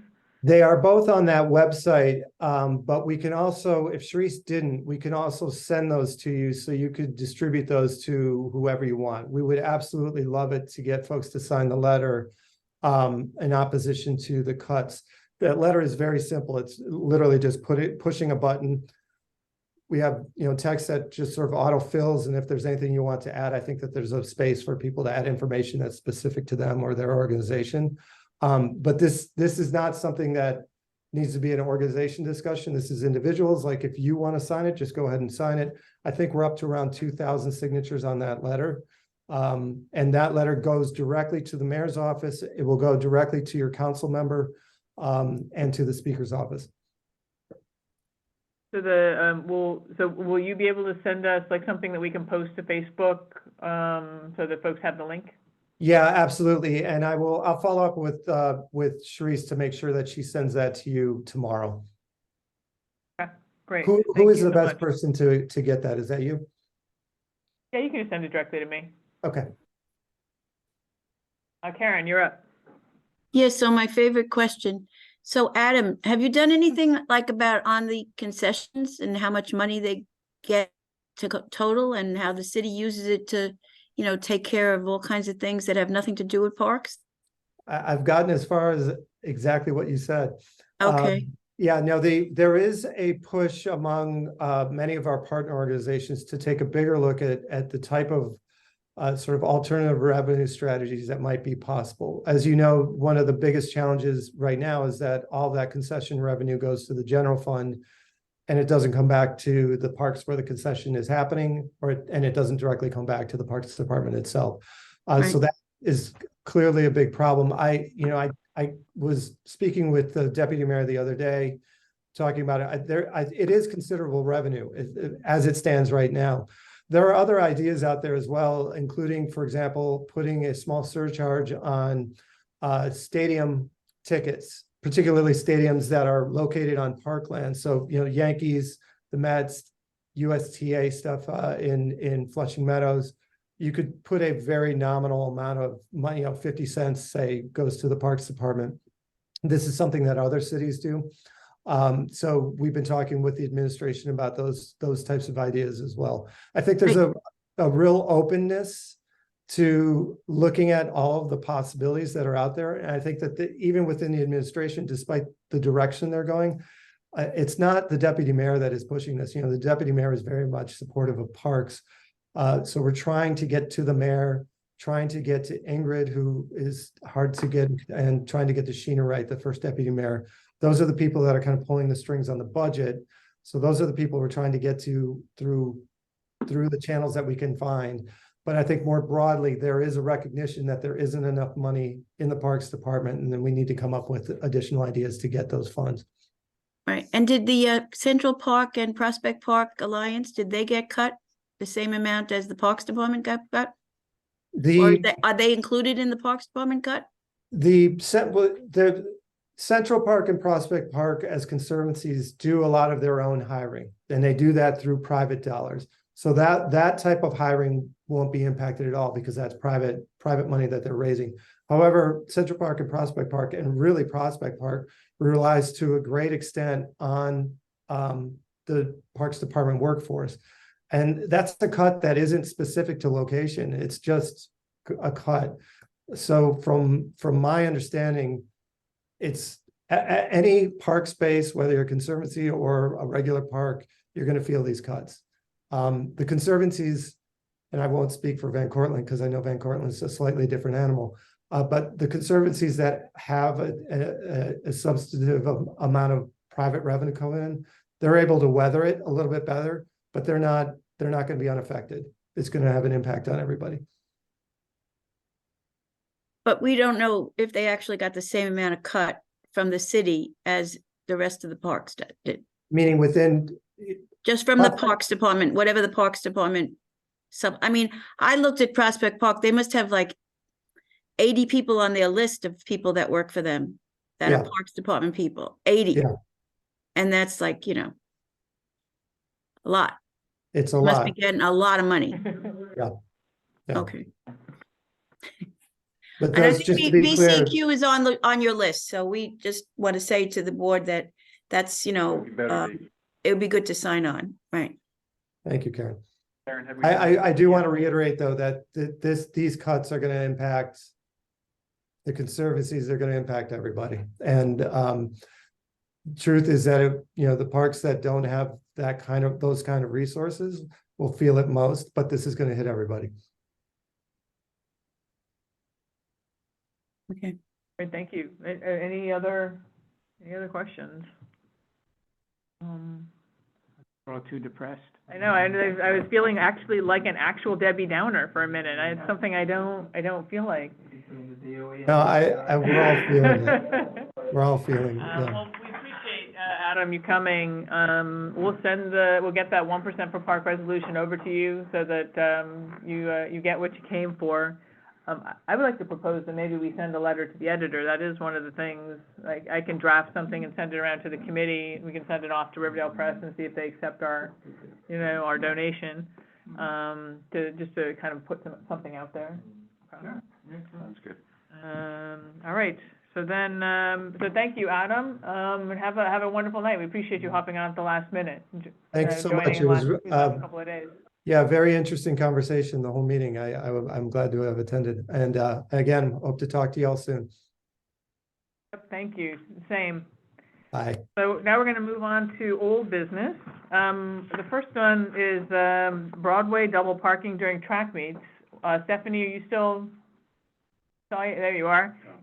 So we were going to get an update from you on when last we left, the 50th precinct was going to attempt to patrol more because the complaint was that during track meets, the buses were double parking and the traffic couldn't get around, and that it was impacting the people who live on Broadway.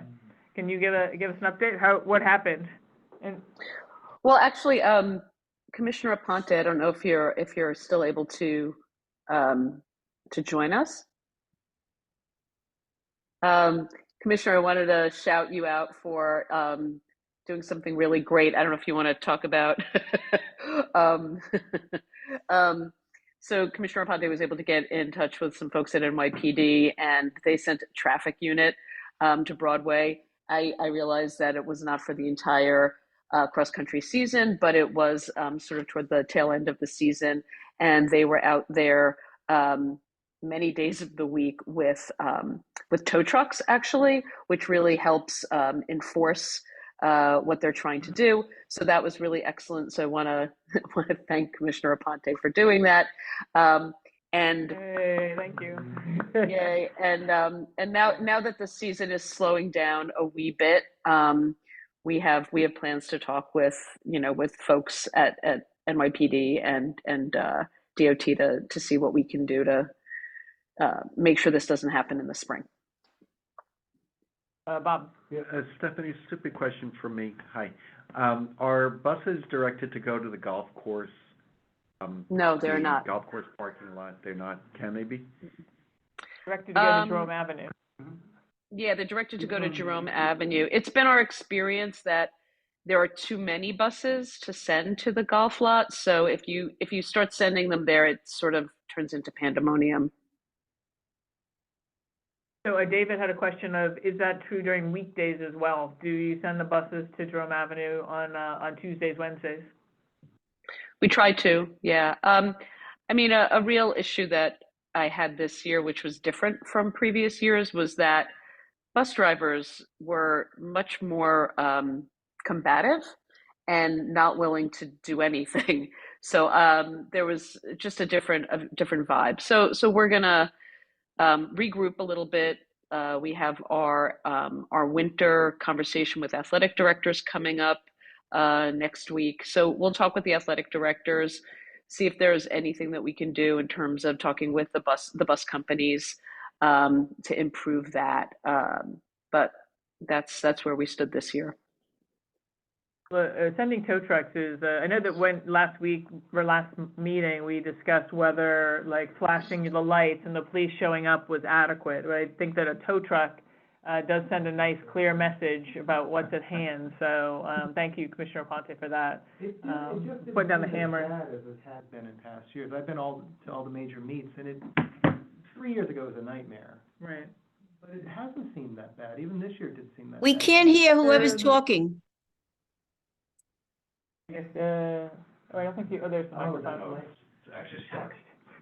Yeah, I was just saying that I've been at the major track meets, and it didn't seem as bad as it was 3 years ago, where the buses were stacked up one after another all the way down. Thank you for saying that.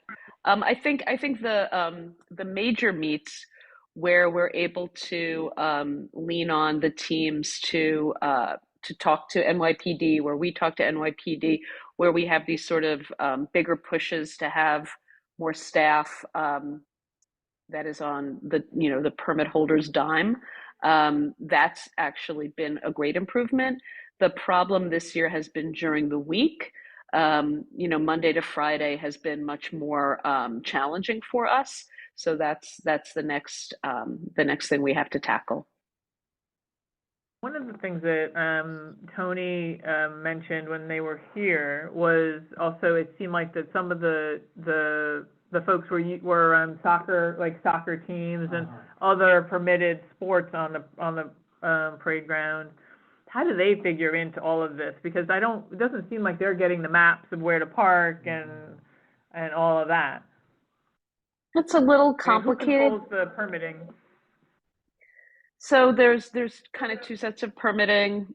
Special events permitting, which includes cross country, comes out of the administrator's office. So I have a special events coordinator in the office, and she and I look at everything that's happening in the park.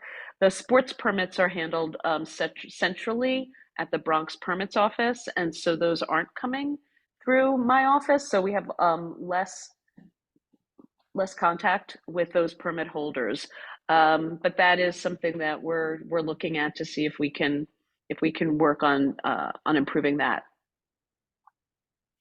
Yeah, just even if there was more coordination so that those permit holders had the same packet of information, that would be, I think, a big help. David? I think that traffic walking around with summons books, laying $40, $60 tickets on windshields people learn pretty quickly from that. All they have to do is go there for 20 minutes, between 3 and 5, and, people will start to realize, oh, I really can't double park. I could not agree with you more. Okay, thank you. And anybody else have any questions about the track meets, double parking? Okay. So then, next up, David, the pedestrian bridge. There was a walkthrough a couple weeks ago. I wanted to just see if you had anything you were able to attend for the committee. I wasn't able to come. Right. Anything to tell the committee? Any updates? They have, we walked we started 233 in Jerome. We walked across, where they're contemplating changing that whole intersection and the pathways, and then we walked south on the pathway, and then we walked back north on the pathway and the underpass, for the John Muir Trail, and then back down. Parks basically said, they're working on it. I encourage them to assume, for the sake of argument, not necessarily so, but assume for the sake of argument that the underpass was the only way to go. How would they do it to make it palatable? Because right now it's not. And so they said they'd look into that, and they're gonna come back to us with some plans, particularly incorporating DOT discussions at the intersection. Okay, thank you. Commissioner Ponte, do you have any idea, like a time frame of when you might be coming back to the committee with some updates, like of what the plan is? Maybe I lost her. Yeah, I think so. I'm there in September. I mean, I see her, second row, sorry, but second she row. might not be there. Stephanie, would you have any idea, like a kind of time frame at all? I can't speak Yeah, to the for- timeframe, no. Okay, I'll follow up. All right, thank you, and then, I would like to make one I'm here, I'm observation, here. which I'm is, sorry, I'm sorry. oh. I'm very sorry. Oh, So no. I, No, no. sorry, I'm having issues with my headset and stuff. So we Oh, will, sorry, I didn't mean to catch you off guard. it's okay, it's okay. So we are definitely having an internal conversation. We're aware of what happened on, the walk went well from my understanding. And thank you for that summary that you provided, Bob. Sorry, I wasn't able to be there. I had to have a strong conversation with the team, just for morale building, but so I missed that walk. But we should have something back to you very shortly because we're waiting to have a conversation with City DOT. And that's supposed to happen like with this, we're in December, so it's supposed to happen this month, like the beginning of this month. So we'll circle back. So I'll be sure to send an update once we have it. And Deb, you have the email, you have the survey information, right? I sent you the DOT tracking for the 233rd Street. I don't have it, no. I don't know what you're referring to. Yeah, no, if you could send it, that would be great. I can disseminate it to the committee. You're talking about like traffic? Remember I had sent you, we did a survey request so they can do a study of the 233rd Street. And it's a DOT like service request. So they're the ones who will report back their findings. It was a Got it, DOT okay. number. It was some time ago, but I'll recirculate Okay, it. so the DOT is doing the study of East 233rd Street and Jerome, where there'll be the crossover, the Deegan, which is the kind of the central focus, the replacement for the pedestrian bridge.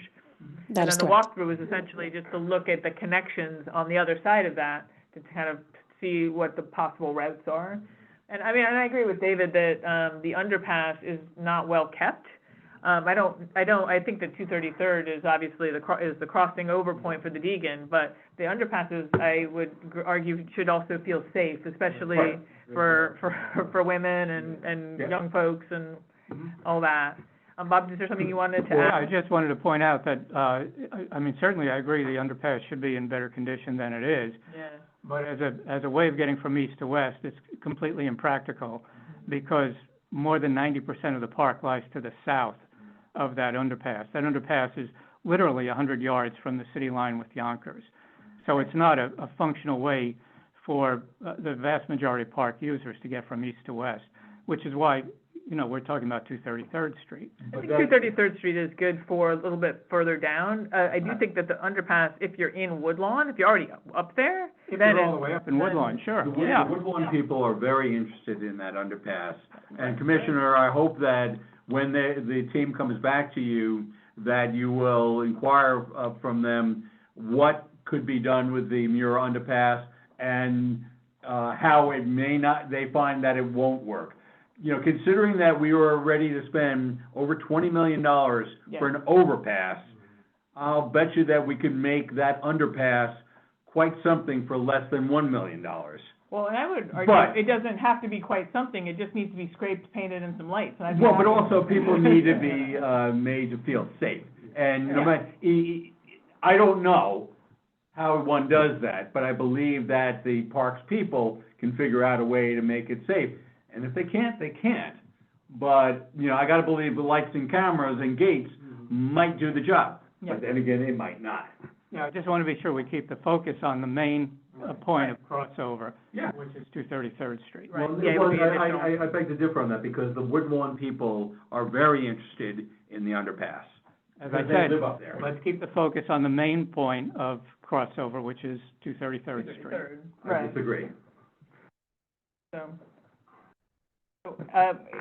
Obviously, there's multiple strong opinions, but I think that, so far, it's still a consensus is that East 233rd is the kind of the main focus for the overpass, we understand that, for the replacement of the bridge.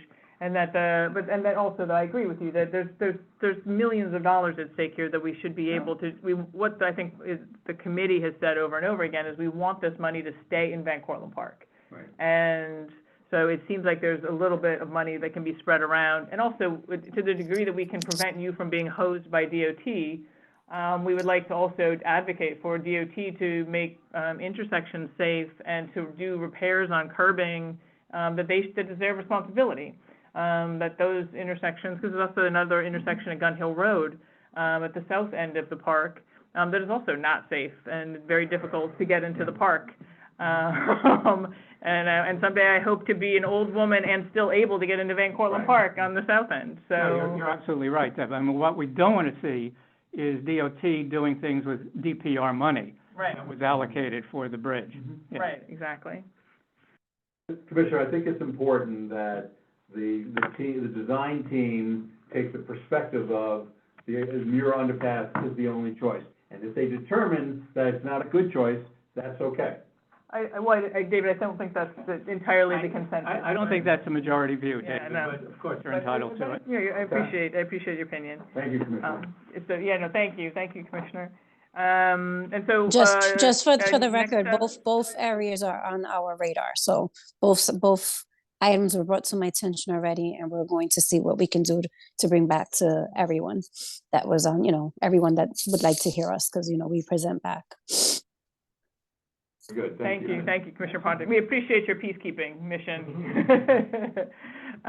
Next up is, Tibbettsbrook Greenway. Did you want to talk about that at all, Bob? At the ENS meeting? Yeah, at ENS, I announced that, BCQ had hosted a walkthrough of, the area around the tracks, MTA tracks from 230th to 225th. The interest of BCQ is to, bringing MTA, to the table to work on the continuation of the Greenway. And that continuation is laid out in the original ULURP for the acquisition of the CSX property from Van Cortlandt Park to 231st Street. So that's of great interest to many folks because that area is a crucial link between the new Putnam Greenway at 231st and the greenways that are being built, starting at Fordham Road, Fordham Landing, and now DPR has I think, ribbon cutting tomorrow, in fact, along the Harlem River, and a lot of Bridge Park South on the Harlem River, Bridge Park North, Roberta Clemente. It is really our waterfront that's starting to, and as you know, the mayor has designated the Harlem River as part of a DOT priority project.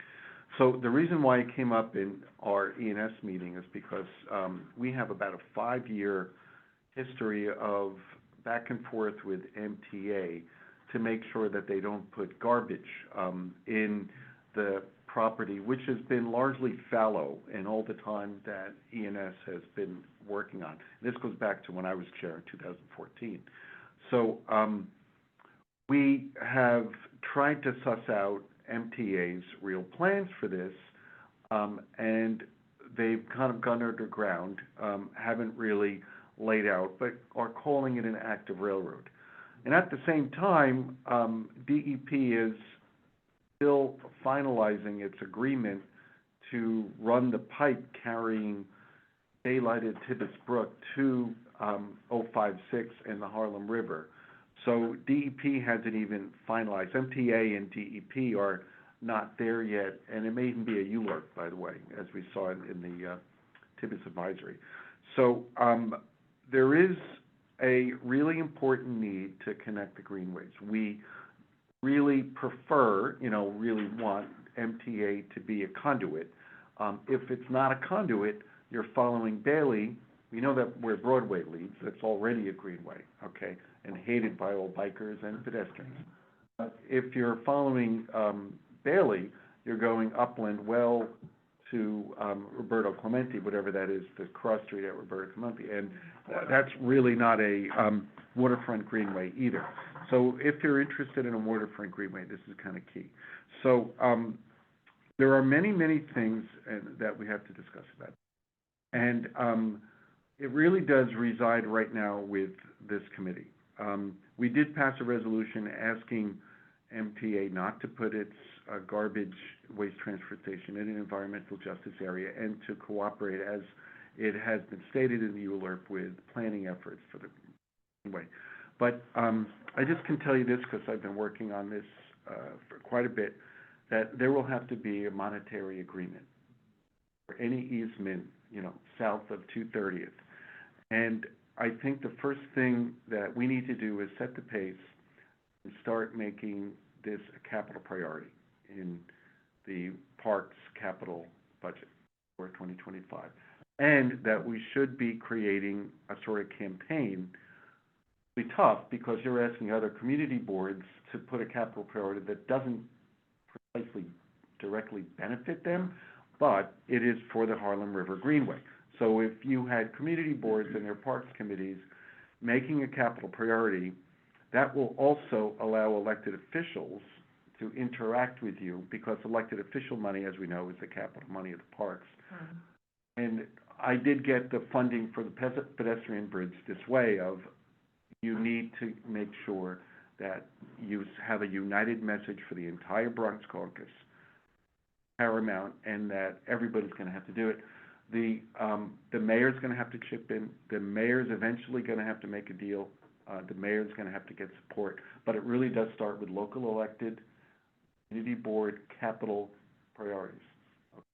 Because it's not going to be for free, and it's not going to be out of the good neighbor policy. That's really the path forward as I see it. So we are going to do everything we can to make sure there's no operational use, especially garbage in an EJ community that's horrid. But also, I think this committee could really be a leader in making sure that people know this is a priority to continue the Greenway with money that DPR would use, as it says in the 2011 ULURP, that DPR will lease the right of way for the continuation of the Greenway. They can't do it now because there's no capital budget. So then what you're saying is, step one, add it to our capital priorities. Right. Step two, advocate with like CB7, like other community boards all the way down. Yeah. And it would have to be kind of a joint effort with those districts. And, we'd have to get I see the audience being elected officials here, really someone being a champion, because, that's their job, is to be the one who stands up at the city council and says, we really need this. So community boards kind of odd and sometimes hire the elected officials, and I think we could do that by saying that if we don't do this, there's no connection south. There's not a good connection south. Yeah, Valley is ridiculous. So two things, Bob. First of all, as I understand it, MTA has already moved the garbage operations to that location. you know, that, When that's did been you done. see it? 'Cause we were there. When, my understanding is that they did it when they opened up the new passageway in Grand Central for the Long Island Railroad, because they took away the tracks that they had Yeah, I been know. using Yes. for garbage transfer. Right. And So so I they was- have yeah. actually reallocated, and the garbage transfer is in Marble Hill right now. That's We what, that's were what. there in September, I was there in September, and there was some garbage there, but it wasn't a big operation. They had just come, right, and cut down the grass to make it look like it was active, because they heard us coming a week in advance. Literally, it had been fouled. So there was some refuse there. I haven't been there frankly at 225th since September, but we wanted to get, Marble Hill communities' input on this. So our plan is to, from E&S, is to make sure that people understand the environmental justice. We also want to support DEP and make sure we do everything feasible to make sure they finish that. But, this committee can really help with pushing what the ULURP says, which is DPR shall do this. And if DPR doesn't have any financial commitment, you know, DPR can't do anything. Yeah. So does that, I agree with that. Does that include the route, like, it's to understand, because it seemed like maybe it wasn't the entire right-of-way of the MTA right-of-way between 230th and 225th, it's just a portion of it. Right. No one could afford the whole right of way, believe me, the way MTA is acting right now. So you're talking about a sliver. Yeah. Right. Or a 15-foot, let's call it that, for ADA compliance, right? We're already This also is the, not just the greenway, but it's also the daylighting that's affected by the problem of access. They are in negotiations for that. Mhm. Okay. So they have their right of way, they have their bunker, I call it, right? Remember, it's like a 6 feet. I actually think they should put the greenway right on top of the bunker. Right, once they've got the right-of-way for that. That's, I think. That wouldn't be horrible. I mean, No, it should be daylit, but if it does go through pipe for those 3 blocks, that wouldn't be horrible. I mean, that's. Compared to. That's my throw spaghetti at the wall solution, that I Right, think they should do, right? yeah. But DP hasn't yet finalized, I'm not sure, so they are still in negotiation for that. Okay, all right, because I was going to ask about making it a priority for E&S, but if DEP looks like they're in negotiations and it's likely to happen. DEP has the Oh, money. I know they have the money, yeah. So, all right, yeah, but I agree with you, I think it should be a priority for the Parks Committee. And, the mere fact that they are behind Marble Hill, it's still quite easy to move it underneath the High Bridge. There are some abandoned tracks there. But it's still this, advocacy with, Metro North, MTA, whatever. I'm in the Bronx Times, they actually rewarded Long Island commuters with, Grand Central Terminal access and penalized and brought all their infrastructure, which was buried in the bowels of Grand Central, now into the Bronx. They have a car washing station in High Bridge, another greenway. And they have now waste transfer in Marble Hill, so why wouldn't you put it in the poorer communities of the Bronx? I mean, that just makes sense. Right. So, They have a lot of unused space at Yeah. that High Bridge facility. That's what I was talking about. There's a lot of tracks there. Literally underneath the High Bridge. I mean, the High Bridge train washing is a couple hundred yards down, but literally under the bridge, there are some abandoned tracks. Good. That they could just put cars and do some sort of. one thing that we wanted to do was to have them talk about their master planning for their property, and like grown-ups, and say, you have these needs now, because you vacated Grand Central Station, put this here, put this there, put this there. And there's, you actually may have more space than you think if you just think together and not try to do occupy. Right. So, it's almost like they are seeking to plant a flag just because it's theirs, and They if wanna they lose know it. something's gonna happen to it. No, you're right, it needs a master plan, and it needs a master plan with community input, Right. community involvement. And just full disclosure, this is the position of the Bronx Council of Environmental Quality, and the Greenways Coalition that we're members of, which is Brooklyn-based but citywide, that MTA be doing, because there's all kinds of fallow property that isn't properly used. And this afflicts other communities too, and other connectors. So, if they would just talk with us like grown-ups about how we can maximize what they already have, make some money. City of New York in a lease agreement. So do we want to take that resolution you talked about and make it joint with us? Because we've been talking about that since May. Eventually, yeah. So I want to build on that, and I want to build that idea about master planning. And also, I want to bring it to the Marble Hill community, put it on our agenda, because we didn't have the actual agenda on the community, on the agenda. So I mean, the resolution. So I'm gonna, I have it in the minutes, I'm gonna lay it over, I'm gonna put it in the minutes. It's gonna be a Marble Hill focused meeting in January. And then, make these additions that you're talking about, which is a great idea for other uses.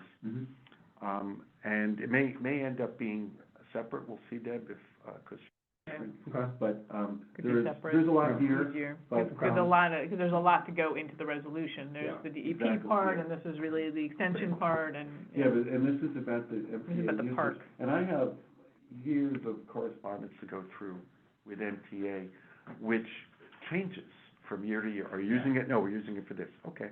Are you using it? No, we're using it for this. And I have literally email chains that have a new answer every time I ask. Right. So I want to put that record of Karen's got her hand up, I wanna. Ribbon cutting. Oh, Concord Plaza, that's tomorrow at, 145th Street. Commissioner, is that, that's, Concourse Plaza South? It's that new park. Oh, okay. Low- just it's south of called the It's called Lower Concourse. It's a groundbreaking. Lower Concourse, yes, sorry. Okay. Congratulations, by the way. It's always a happy day. It's Karen, 144th Street. Yes, so I think, just to simplify a little bit, it probably would be good for the Parks Committee, because we're talking about in the future, to have an advocacy for the purchase of that land or, rental or lease or whatever, that to extend the park to 230th Street at the end of Community Board 7 and at the end of Community Board 8. And I spoke with Chauncey. There's going to be a meeting of the Harlem River Working Group, and he would be happy to put that on the agenda. You know, it's Harlem River Working Group is a group of volunteers, just like BCQ, but and he will try to get the other community boards 5, 4, and 1 to put it on their agenda also, that they talk about the Harlem River Greenway and ask to be put on as something that would be continuation throughout, you know, the whole way down the Harlem River. Imitative. So you don't have to saying that go. Chauncey, that the Harlem River, that they would come to our meeting and present? No, or they're that not we coming would go to, their no, meeting? no, they're not coming to your meeting. You are going to take care of your community board. And the Harlem River Working Group takes care of everything that's going down on the Harlem River. And he will be in touch with those community boards. We speak to Board 5, we know them, we know 4, and we have contacts in 1. So it would be easy enough to ask them to try to figure out how to get it on their Parks Committee request, like in the future, you know, like so Right, that I it see. You becomes get to make it a capital priority. it makes it a priority. It doesn't actually have to be number 1. It'd be nice to have it number 1 every couple of years, but it doesn't need to be number 1. It just needs to be in perpetuity, something that is a plan. And if we get that on all the rest of them, that would be like something that we could work on. And so the first meeting is I don't know, what is that date? The 7th. December 7th? December 7th. Karen, next At Thursday. 6 o'clock. And it's on Zoom. So, but from the Parks Committee point of view, that would be a good thing to do. And if you want to do a resolution from the other committee, if we want to do a resolution, let's try to keep the resolution. There's so much stuff in each one of these resolutions. Let's keep them single issued and not combined. It's very hard to, it gets confusing. That's my suggestion. All right, thank you, Karen. But I understand your. All right, so next, moving on to next, we have 2 last pieces of old business. One, Joe Magnieri, are you there? Have you, I sure am. you are a diehard, man.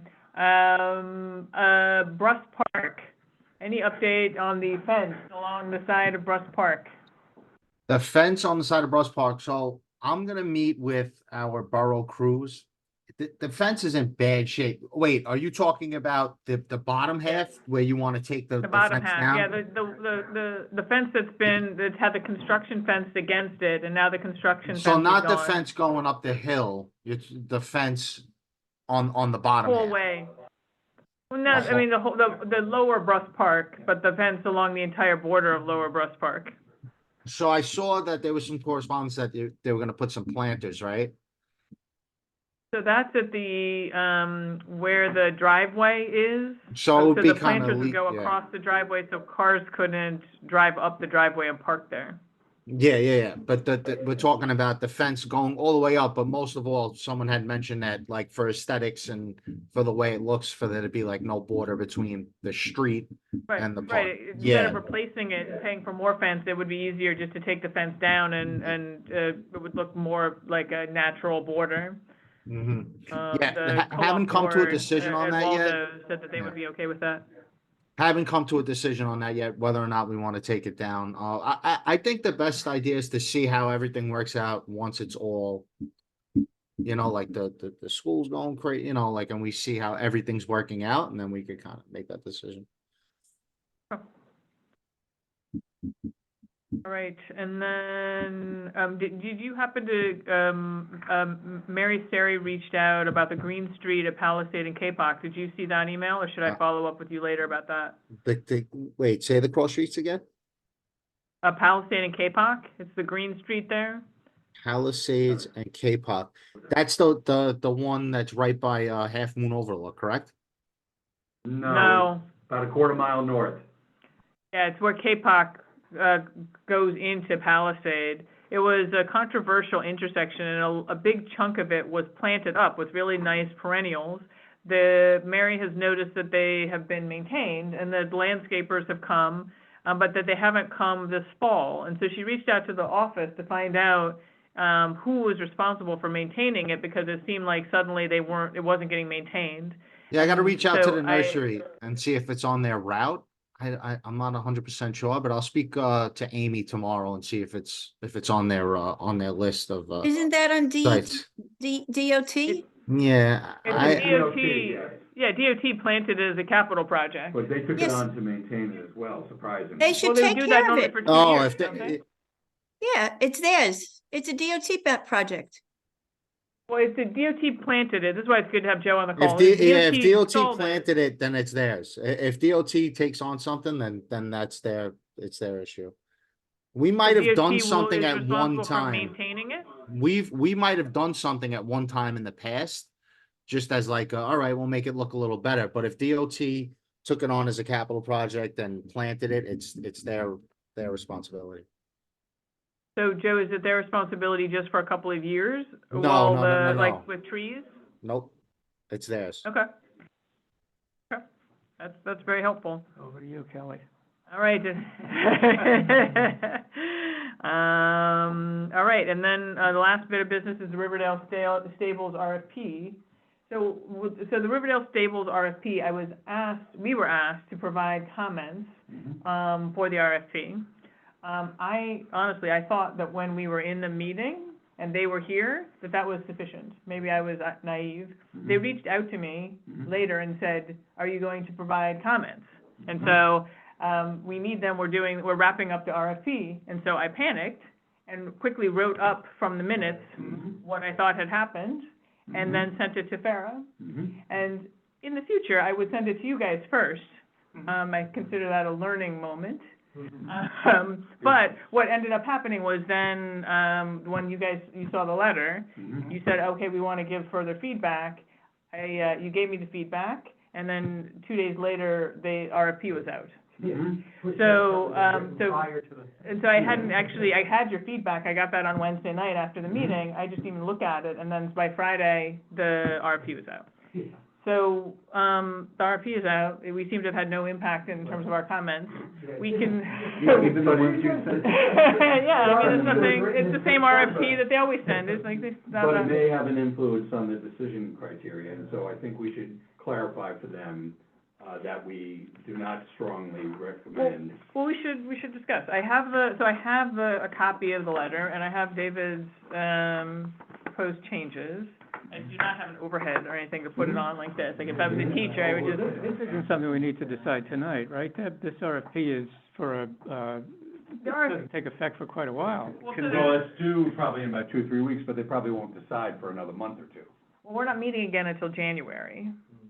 They're gonna, the RFP has to be, if you're gonna submit, you have to submit by, like, well, they extended it, I think it's a couple more weeks, but by mid-December. Okay. I think we just had two things it was really concerning, David just highlighted really two things, or three things, which are all basically the same, it's all about nonprofits. So, under outreach, I wrote, we understand that stables are not a common business in New York City, and so encourage you to consider alternate uses like animal sanctuaries. I mean, the idea was really just to expand the competitive field. I'm open to changing some language, but I do think that it should be about expanding, like to consider other things, not just a riding stable. Really, a boarding stable, boarding. Yeah. Yeah, it's ridiculous. I have a second copy, it's not highlighted, if anybody wants to see it. Would you want to recirculate it, Deb, and we can, and give us the deadline, and we can all make comments and. Sure, I mean, maybe what I'll do is I can send David's version. The one thing I just wanted to kind of just clarify, because a lot of it's just really about the nonprofit thing that we discussed, or at the top of the meeting too, about whether we want to really kind of encourage them to, like, I lean towards encouraging them to just, if there's a nonprofit, to give them a little bit of a leg up, simply because they're more. You said a preference, and we should not be telling them to give a preference to a nonprofit versus a profit. That's all. That's the only thing I objected to in that sense. We shouldn't be telling them to give a preference to a nonprofit. Oh, sorry. Yeah, let's circulate it, try to get everybody's comments and give us whatever the deadline is, But and. do we agree on that, though, I guess? I think, Well, like, we that's did, what because he's trying this to isn't really collect. about, this isn't He's really trying about to collect. language, though. This is much more about, do we actually agree with it? I feel like we may end up with a lot of back and forth. Yeah, I'm open on that subject. The people who are there now seem to have done a pretty good job. They're not a nonprofit, Twin Lakes. I don't think we're going to have all that many options in the end, Well, so That's far, my concern. they've got Suggesting deleting. Oh, deleting. two people have applied so Okay. far. All right. I mean, it's who you would expect, and it's the Gentle Barn. Yeah. I mean, I would encourage reaching out as widely as possible. But it may very well end up with only 2 applicants. So is it, I mean, I think my concern not so much is not whether they're nonprofit or not, although part of it is about oversight, is that it's about the community benefit. The community benefit falls away so fast, and this is an 18-year RFP, so I feel like they're gonna get carte blanche. That I agree with completely. We want to strengthen it. In the letter that, they're ending a 10-year, going into an 18-year. It just says a longer, but it doesn't Oh, give perspective yeah, of it wasn't 10 10, to to 18. So it should be noted. So that's why I just think that there's gotta be, like, there's gotta be some real, enforcement of the community benefit part of it. But I don't think that we've determined that a sanctuary is better than a riding stable. No, There should be some those are both the contemplation. same in my mind. It's really like just expanding the use, so I consider a sanctuary. But the bigger part is just the community use. Like, if they're a nonprofit, their mission That's is fine. the community engagement. Then let's focus And on the so- community use. But the language of the letter is pushing them toward a sanctuary and to a nonprofit, and we shouldn't be pushing either. So- Considering the options, absolutely. So, okay, so then I'm open, what I'll do is I'll send this around. So it sounds like we need to find some language around, broadening the pool, for the first part. And then for affordability, the encouraging them to use nonprofits is really just either, like, they have to do something to enforce, the community benefit. Yes, the community benefit, but not necessarily a nonprofit. Yeah, they have to guarantee a community benefit for the duration of the lease. Yeah, and that's what's been missing, is the community benefit. Right. Oh, And not for whether sure. it's a profit or nonprofit. Right, well, I mean, the nonprofit is just that they've got a mission, so at least we've got visibility and Yeah, they no, actually no, do the that's a- thing. That's a good point. That's well taken, yeah. For the duration, and then what's the last one? The nature of the relationship between nonprofits which are hired as subcontractors to provide community benefit. So that's really just about the community benefit thing too. Was that my note? Yeah, I just printed this out, this is what you sent. Yeah, The no, highlighted I part. didn't remember that part, frankly. I remember the first two. Okay, so then that's also about, community benefit and enforcing it. Mhm. Okay. All right. Yeah, just, and let us know when you need the comments. I have to admit, the first round, I didn't really focus on it enough, but. Well, and I'm sure with the holidays coming, it's gonna be a primary focus for all of us to get. Your deadline is whatever it is. Sometime before Christmas. And any new business? Speak now and risk Bob Bender giving you a scowl. No, I'll just cut you off. Motion to adjourn? That is, does anybody second it? All right, so moved, 9:21. So, I'm sorry, that was 10 o'clock at, 144